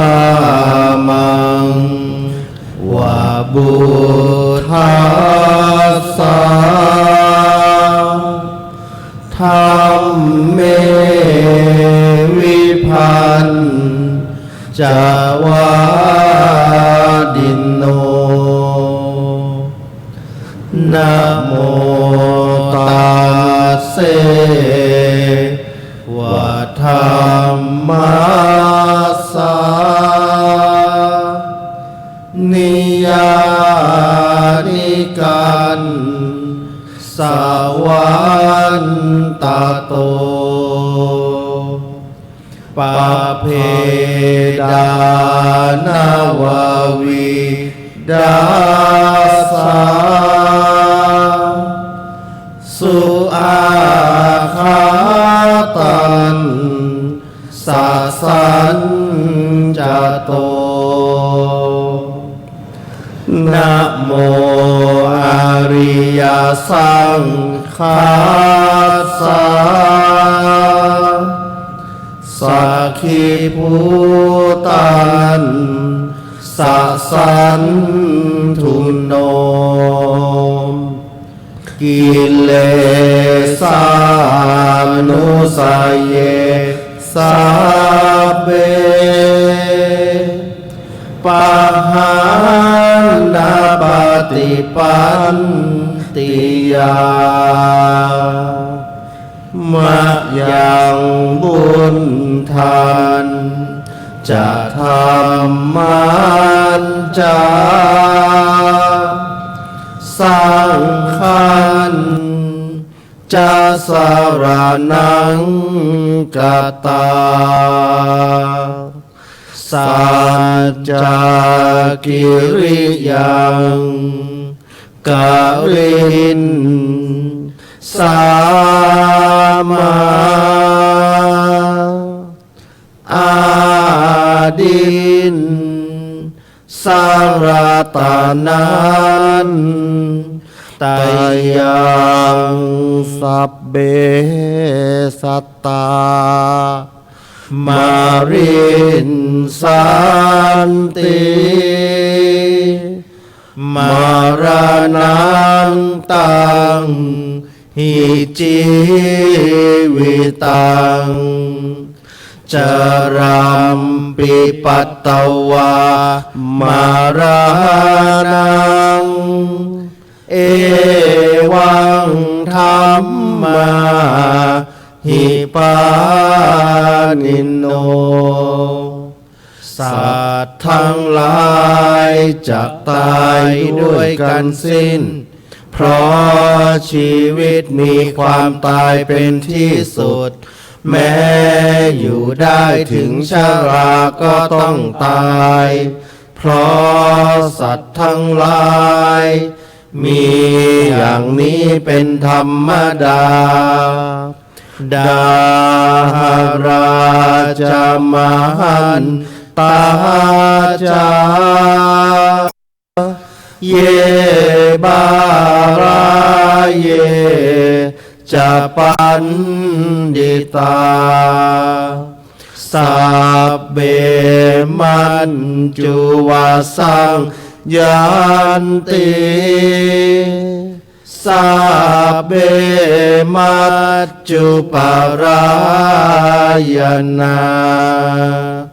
ทั้งเด็กทั้งผู้ใหญ่ทั้งคนโง่ทั้งคนฉลาด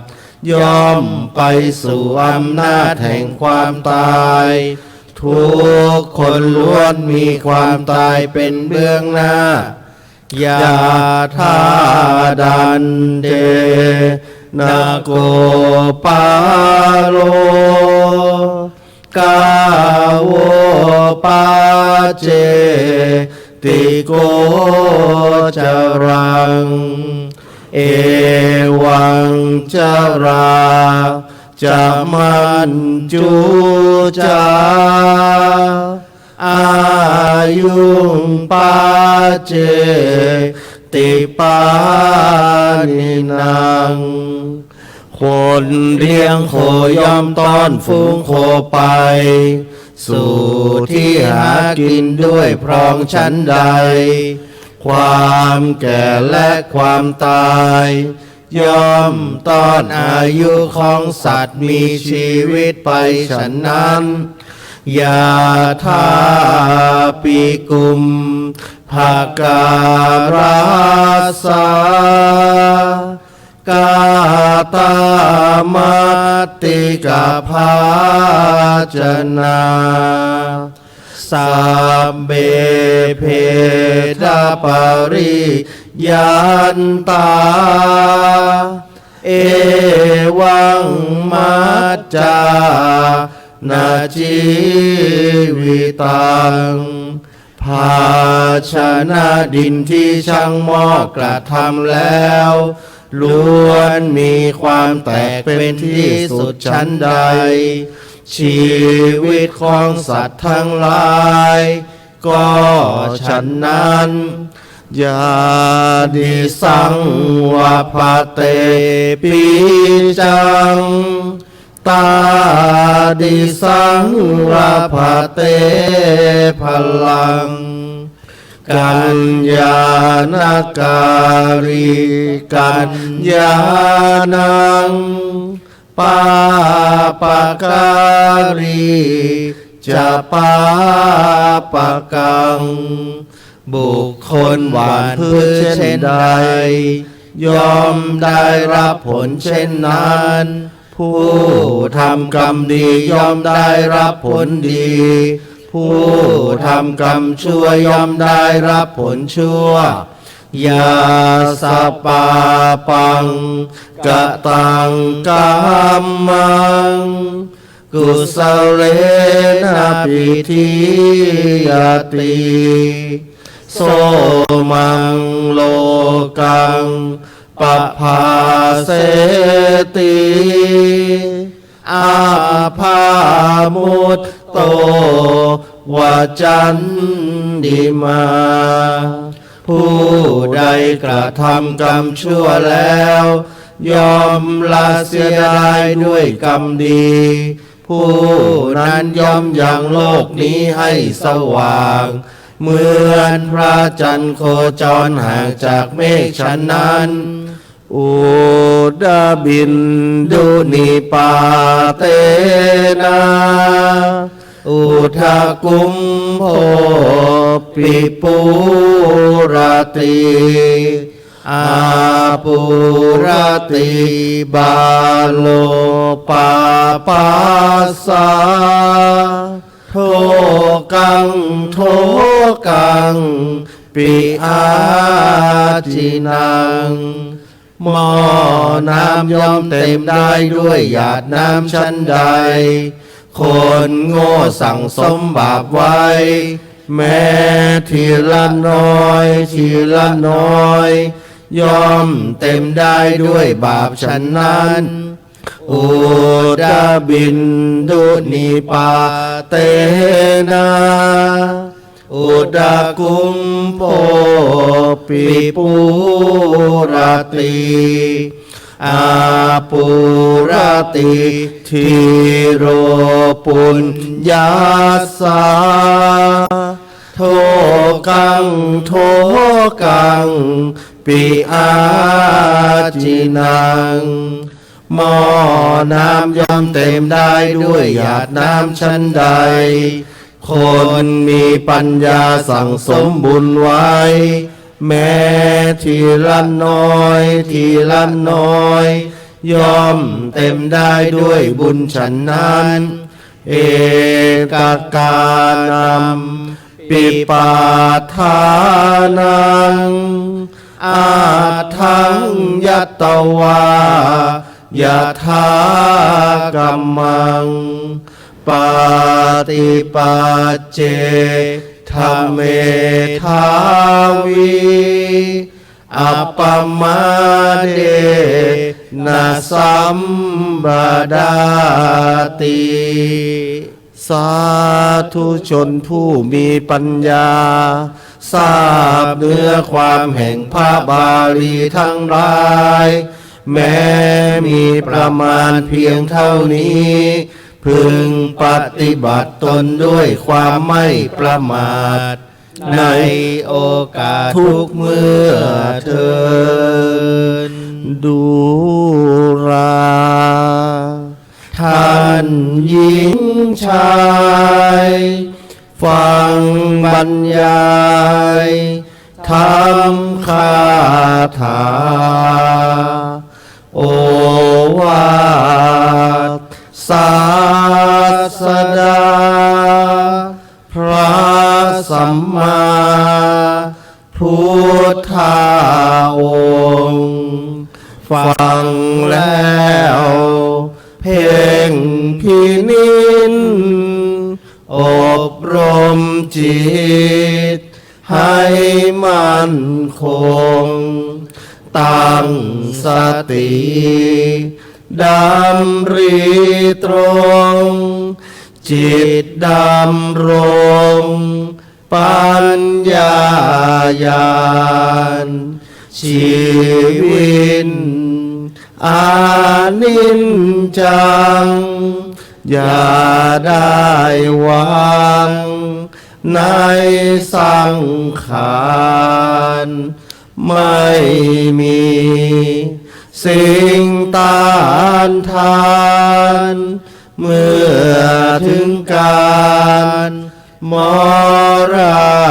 ณะชีวิตคือความทุกข์เหมือนติดคุกทุกข์นั่งหนาเวียนว่ายในโลกาเพราะตัณหาพาให้หลงชีวิตอนันตาภาพมายาพางุนงงควรคิดพิทินปลงพุทธองค์ทรงสั่งสอนชีวิตดุจความฝันทุกสิ่งอันไม่แน่นอนเปรียบไปคล้ายละครทุกขั้นตอนสอนจิตใจชีวิตไม่มีหมายบ่มีนายประกันไว้เช้าเห็นเย็นจากไปอานาจใจชีวิตคน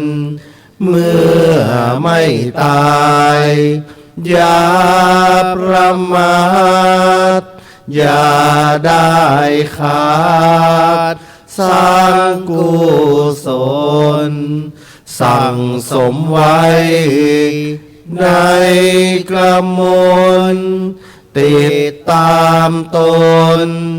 ทุกนาทีขอท่านสาธุชนดำรงตนในความดีบำเพ็ญบารมีตามวิถีพุทธองค์มุ่งใดได้ดังคิดผลสำริดสมปราสงค์ดวงจิตสถิตคงมุ่งดำรงพระธรรมเถิดสาธุสาธุสาธุพระสงฆ์อัฏฐวัควัดป่าดาราพิรมย์พระอารามหลวงได้สวดธรรมกถาจบลงเป็นที่เรียบร้อยในลำดับต่อไปจะเป็นการถวายกัปปิยพันธ์เครื่องไทยธรรมในเบื้องต้นจะเป็นการถวายกัปปิยพันธ์เครื่องไทยธรรมบูชาคุณพระพุทธตามประเพณีนิยมล้านนาไทยเบื้องหน้าโต๊ะหมู่บูชาโดยเจ้าหน้าที่จะได้จัดเตรียมกัปปิยพันธ์ไว้เบื้องหน้าโต๊ะหมู่บูชาในโอกาสนี้ขออาราธนาพระบ่าวเซินโชติยาโนในนามคณะท่านเจ้าภาพได้น้อมถวายกัปปิยพันธ์เครื่องไทยธรรมบูชาคุณพระพุทธเบื้องหน้าโต๊ะหมู่บูชาขออาราธนาครับ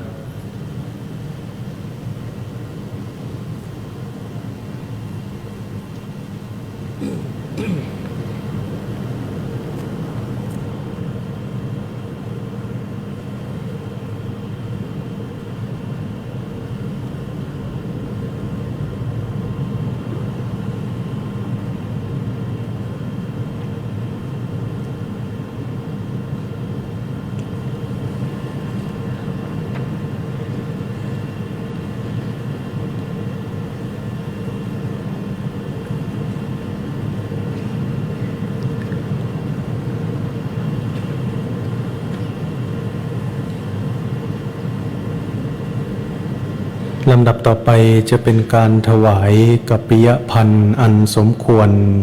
แก่สมณบริโภคแด่ท่านอาจารย์พระมหาวรพงศ์วรวังโสองค์แสดงพระธรรมเทศนาในโอกาสนี้ขอน้อมกราบอาราธนาและเจริญพรเรียนเชิญผู้แทนคณะท่านเจ้าภาพทั้ง7คณะได้ถวายกัปปิยพันธ์ดังนี้คณะที่หนึ่งขอน้อมกราบอาราธนาท่านอาจารย์พระครูภาวนาวีรานุสิทธิ์ผู้ช่วยเจ้าอาวาสพระอารามหลวงวัดพิชยญาติการามในนามคณะท่านเจ้าภาพคณะที่หนึ่งคณะพระธรรมทูตสายต่างประเทศรุ่นที่25ขอน้อมกราบอาราธนาครับ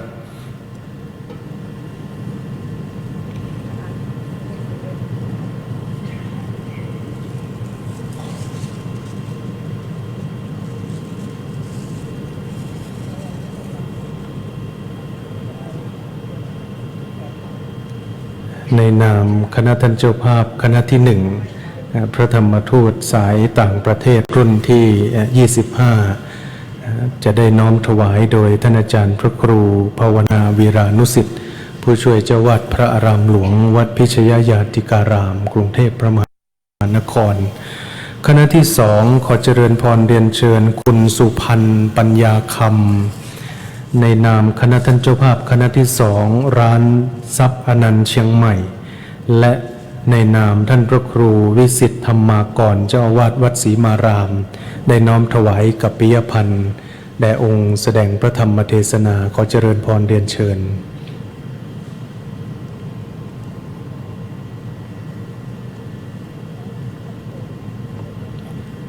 คณะที่สามขอเจริญพรเรียนเชิญคุณสมคิดเหล่าสิริไพศาลวัฒนาในนามคณะท่านเจ้าภาพคณะที่สามคณะลูกศิษย์ครูบาเหวินรัตนยาโนขอเจริญพรเรียนเชิญได้น้อมถวายกัปปิยพันธ์แด่องค์แสดงพระธรรมเทศนา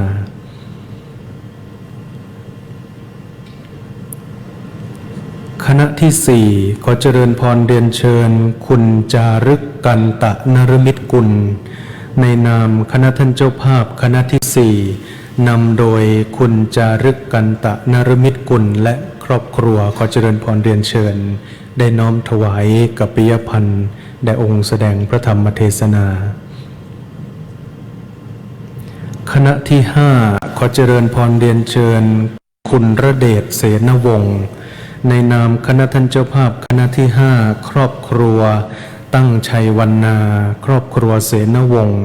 ซึ่งนำโดยคุณยายลาวันตั้งชัยวรรณาก็เจริญพรเรียนเชิญได้น้อมถวาย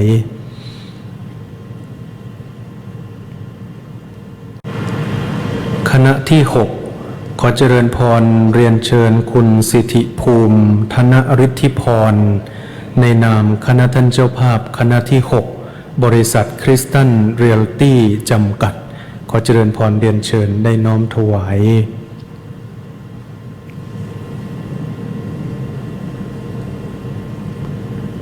คณะที่เจ็ดขอเจริญพรเรียนเชิญคุณทราวิสคอมาร์กในนามคณะท่านเจ้าภาพคณะที่เจ็ดคณะชาวจีนรุ่นที่10วัดรำเปิงตะโปธารามขอเจริญพรเรียนเชิญได้น้อมถวายกัปปิยพันธ์แด่องค์แสดงพระธรรมเทศนา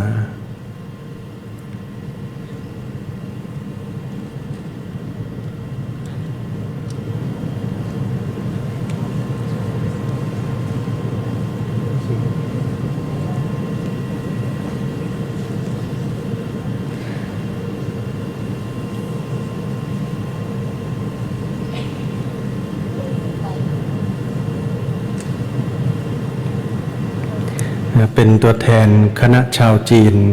แต่ว่าผู้ถวายนั้นมาจากสหรัฐอเมริกานะครับก็อันนี้พอดีมันคาบเกี่ยวกันเนาะไปลำดับต่อไปจะเป็นการถวายกัปปิยพันธ์อันสมควรแก่สมณบริโภคแด่พระสงฆ์อัฏฐวรรคสวดธรรมกถาขออาราธนาและเจริญพรเรียนเชิญผู้แทนคณะท่านเจ้าภาพ8ท่านได้ถวายกัปปิยพันธ์ดังนี้ รูปที่หนึ่งขอน้อมกราบอาราธนาพระอธิการอำนวยฐานะวีโรเจ้าอาวาสวัดวารีสุทธาวาสรูปที่สองเรียนเชิญคุณเดวี่เบอร์เน็ตจากฝรั่งเศสรูปที่สามเรียนเชิญคุณประพันธ์บุญญาคุณากรรูปที่สี่เรียนเชิญคุณกิตติมาซือตระกูลรูปที่ห้าเรียนเชิญคุณสุกัญญากันตะนฤมิตกุลรูปที่หกเรียนเชิญคุณชยุทธเสนวงศ์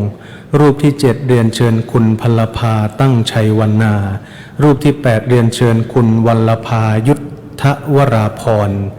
ขออาราธนาและเจริญพรเรียนเชิญทั้ง8รูปท่านรูปที่หนึ่งพระอธิการอำนวยฐานะวีโรรูปที่สองคุณเดวี่เบอร์เน็ตรูปที่สามคุณประพันธ์บุญญาคุณากรรูปที่สี่คุณกิตติมาซือตระกูลรูปที่ห้าคุณสุกัญญากันตะนฤมิตกุลรูปที่หกคุณชยุทธเสนวงศ์รูปที่เจ็ดคุณพลภาตั้งชัยวรรณารูปที่แปดคุณวัลภายุทธวราพร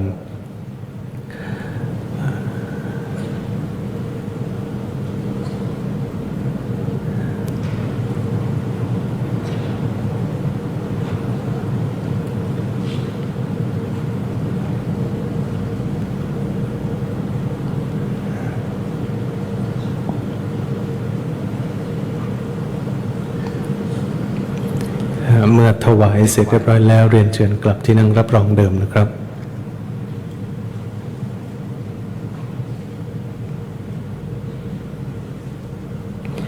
ลำดับต่อไปจะเป็นการถวายเครื่องไทยธรรมสำหรับวันนี้จะได้น้อมถวายเครื่องไทยธรรมทั้งหมด2ชุดในชุดแรกนี้ขอกราบอาราธนาและเจริญพรเรียนเชิญผู้แทนคณะท่านเจ้าภาพ9รูปท่านได้น้อมถวายเครื่องไทยธรรมในชุดที่1ดังนี้รูปที่1ขอกราบอาราธนาพระเอกชัยอรินทโมวัดนาคปรกกรุงเทพมหานครรูปที่2ขอกราบอาราธนาพระปรีชาญาณโสธิโกวัดพระธรรมกายประทุมธานีรูปที่3ขออาราธนาพระภิกษุณีอัคคยานีรูปที่4ขอเจริญพรเรียนเชิญคุณกฤษณชนกคุณกฤษชนกเศรษฐจินดารูปที่5เรียนเชิญคุณนิติงามสะอาดรูปที่6เรียนเชิญคุณจาริณีกันตะนฤมิตกุลรูปที่7เรียนเชิญคุณชุติมากันตะนฤมิตกุลรูปที่8เรียนเชิญคุณคังจงเว่ยรูปที่9เรียนเชิญคุณนิวัฒน์เศรษฐพรินสกุลขออาราธนาและเจริญพรเรียนเชิญรูปที่1พระเอกชัยอรินทโมวัดนาคปรกรูปที่2พระปรีชาญาณโสธิโกวัดพระธรรมกายรูปที่3พระภิกษุณีอัคคยานีรูปที่4คุณกฤษชนกเศรษฐจินดารูปที่5คุณนิติงามสะอาดรูปที่6คุณจาริณีกันตะนฤมิตกุลรูปที่7คุณชุติมากันตะนฤมิตกุลรูปที่8คุณคังจงเว่ยรูปที่9คุณนิวัฒน์เศรษฐพรินสกุลขออาราธนาและเรียนเชิญทั้ง9รูปท่านได้น้อมถวาย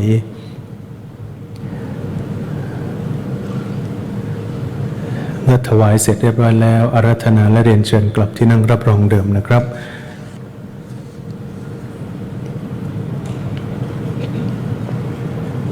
ลำดับต่อไปจะเป็นการถวายเครื่องไทยธรรมในชุดที่2ขอกราบอาราธนาและเจริญพรเรียนเชิญผู้แทนคณะท่านเจ้าภาพ9รูปท่านได้น้อมถวายเครื่องไทยธรรมในชุดที่2ดังนี้รูปที่1ขออาราธนาพระธีรเจตธีรยาโนวัดยานนาวากรุงเทพมหานครรูปที่2ขออาราธนาพระมหาสุภาพสุภาจาโรปรริยนธรรม7ประโยครูปที่3เรียนเชิญแม่ชีหไทยชนกเทพฟองคำรูปที่4เรียนเชิญแม่ชีไหหยินจากสาธารณรัฐจีนรูปที่5เรียนเชิญคุณแม่กาญจนาอุดมธนสารสกุลรูปที่6เรียนเชิญคุณธัญญาคันธารูปที่7เรียนเชิญคุณทะนันพรเศรษฐจินดา รูปที่ 8 เรียนเชิญคุณมนัสนันเทียนผาสุขรูปที่ 9 เรียนเชิญคุณแม่ทองสายทาสุวรรณอินทร์ขออาราธนาและเจริญพรเรียนเชิญทั้ง 9 รูปท่านรูปที่ 1 พระธีรเจตธีรยาโนรูปที่ 2 พระมหาสุภาพสุภาจาโรรูปที่ 3 แม่ชีหทัยชนกเทพฟองคำรูปที่ 4 แม่ชีไหหยินรูปที่ 5 คุณแม่กาญจนาอุดมธนสารสกุลรูปที่ 6 คุณธัญญาคันธารูปที่ 7 คุณธนันพรเศรษฐจินดารูปที่ 8 คุณมนัสนันเทียนผาสุขและรูปที่ 9 คุณแม่ทองสายทาสุวรรณอินทร์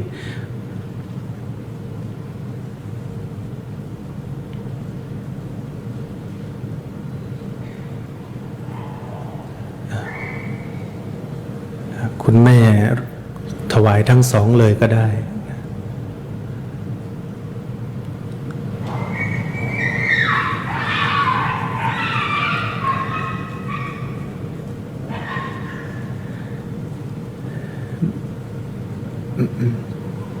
เมื่อถวายเสร็จเรียบร้อยและอาราธนาและเรียนเชิญกลับที่นั่งรับรองเดิมนะครับในลำดับต่อไป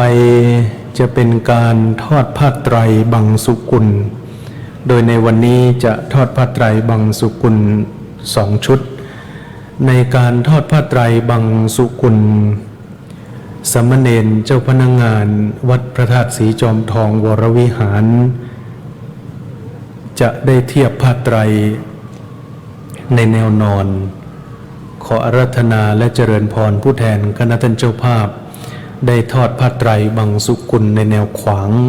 บนผ้าภูสายโยงสีเหลืองขออนุญาตย้ำอีกครั้งนะครับว่าสามเณรจะเทียบผ้าไตรในแนวนอนขออาราธนาและเจริญพรผู้แทนคณะท่านเจ้าภาพได้ทอดผ้าไตรบังสุกุลในแนวขวางบนผ้าภูสายโยงสีเหลืองในชุดที่ 1ขอน้อมกราบอาราธนาและเจริญพรเรียนเชิญผู้แทนคณะท่านเจ้าภาพ9 รูปท่านได้ทอดผ้าไตรบังสุกุลดังนี้รูปที่ 1ขอน้อมกราบอาราธนาหลวงพ่อพระครูวิสิทธธรรมากรเจ้าอาวาสวัดศรีมารามอำเภอสันกำแพงจังหวัดเชียงใหม่รูปที่ 2ขอน้อมกราบอาราธนาพระอาจารย์มหาลำพันธ์ปุญญามโนปริยนธรรม9 ประโยคประธานพระธรรมทูตสายต่างประเทศรุ่นที่ 25รูปที่ 3เรียนเชิญคุณจารึกกันตะนฤมิตกุลรูปที่ 4เรียนเชิญคุณยายลาวันตั้งชัยวรรณารูปที่ 5เรียนเชิญคุณสุคนธาเหล่าสิริไพศาลวัฒนารูปที่ 6เรียนเชิญคุณสิทธิภูมิธนฤทธิพรรูปที่ 7เรียนเชิญคุณศิวพรสุวรรณรัตน์รูปที่ 8เรียนเชิญแม่ชีห้วยหยีรูปที่ 9เรียนเชิญแม่ชีเลื่อว่าขออาราธนาและเจริญพรเรียนเชิญทั้ง8 รูปท่านได้ทอดผ้าไตรบังสุกุลรูปที่ 1พระครูวิสิทธธรรมากรรูปที่ 2พระมหาลำพันธ์ปุญญามโนรูปที่ 3คุณจารึกกันตะนฤมิตกุลรูปที่ 4คุณลาวันตั้งชัยวรรณารูปที่ 5คุณสุคนธาเหล่าสิริไพศาลวัฒนารูปที่ 6คุณสิทธิภูมิธนฤทธิพรรูปที่ 7คุณศิวพรสุวรรณรัตน์รูปที่ 8แม่ชีห้วยหยีรูปที่ 9แม่ชีเลื่อว่า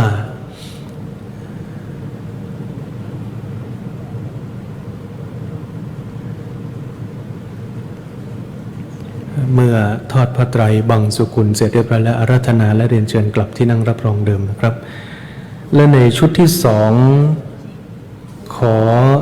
น้อมกราบอาราธนาและเจริญพรเรียนเชิญผู้แทนคณะท่านเจ้าภาพได้ทอดผ้าไตรบังสุกุลในชุดที่ 2ดังนี้รูปที่ 1ขอน้อมกราบอาราธนา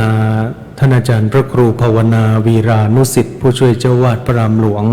วัดพิชยญาติการามรูปที่ 2เรียนเชิญคุณสุพันธ์ปัญญาคำรูปที่ 3เรียนเชิญคุณสมคิดเหล่าสิริไพศาลวัฒนารูปที่ 4เรียนเชิญคุณสุกัญญากันตะนฤมิตกุลรูปที่ 5เรียนเชิญคุณระเดชเสนวงศ์รูปที่ 6เรียนเชิญคุณดาราจันทร์ตั้งชัยวรรณารูปที่ 7เรียนเชิญคุณวัลภายุทธวราพรรูปที่ 8เรียนเชิญคุณประพันธ์บุญญาคุณากรรูปที่ 9เรียนเชิญคุณเจียวหวน ขอน้อมกราบอาราธนาและเจริญพรเรียนเชิญทั้ง9รูปท่านรูปที่1พระครูภาวนาวีรานุสิทธิ์รูปที่2คุณสุพันธ์ปัญญาคำรูปที่3คุณสมคิดเหล่าสิริไพศาลวัฒนารูปที่4คุณสุกัญญากันตะนฤมิตคุณรูปที่5คุณระเดชเสนวงศ์รูปที่6คุณดาราจันทร์ตั้งชัยวรรณารูปที่7คุณวัลภายุทธวราพรรูปที่8คุณประพันธ์บุญญาคุณากรและรูปที่9คุณเจียวหวน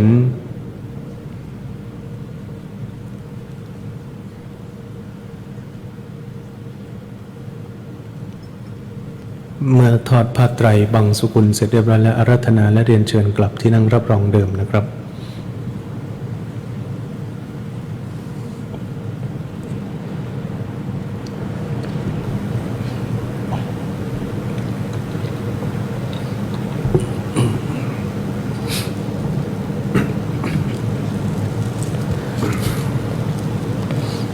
อนิจจาวัตสังขารา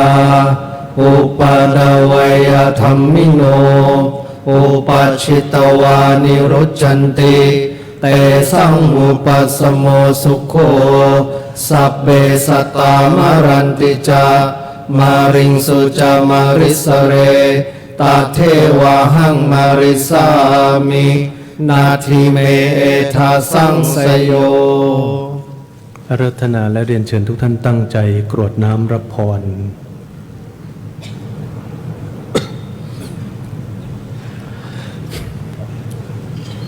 ยะทาวาริวหาปุราปริปุเรนติสาคารังเอวเมวะอิโตดินังเปตานังอุปกัปปติอิจิตังปฏิตังตุมหังคิปะเมวะสมิจฉตุสัพเบปุเรนตุสังกปปาจันโดปนาราโสยธามณิโจติราโสยธาสัพพิติโยวิวัจจันตุสัพพะโรโควินาศตุมาเตภวัตวันตารายโยสุขีดีขายุโกภวะอาภิวาดานาสิริสานิจังวุธาปจายโนจาตารโอธรรมาวัฏันติอายุวันโนสุขังบาลังดาสิเมอากาสิเมยาติมิตาสกขาจเมเปตานังดาคินังดัชชาปุเบจักกมนุสสรังนาหิรุนังวาโสโกวายาวัญญาปริเดวนานาตังเปตานมัจฉายะเอวังติทันติยาตโยอายัญจักโคดาคินาดินนาสังคัมหิสุปฏิทริตาดีคารตังหิตายาสะทานาโสอุปกัปปติโสยาติธรรมโมจะอายังนิดัสสิโตเปตานาปูชาจักกตาอุราลาบาลัญจาภิกขุนามนุปดินังตุมเมหิปุญญังปัสสุตังอนัปปกันติภวตุสัพพมังการังราคันตุสัพพเทวตาสัพพบุทธานุภาเวนะสดาโสทิภวันตุเตภาวะตุสัพพมังการังราคันตุสัพพเทวตาสัพพธรรมานุภาเวนะสดาโสทิภวันตุเตภาวะตุสัพพมังการังราคันตุสัพพเทวตาสัพพสังฆานุภาเวนะสดาโสทิภวันตุเตนมยังสาธุกรังกโรมเสสาธุสาธุสาธุอาราธ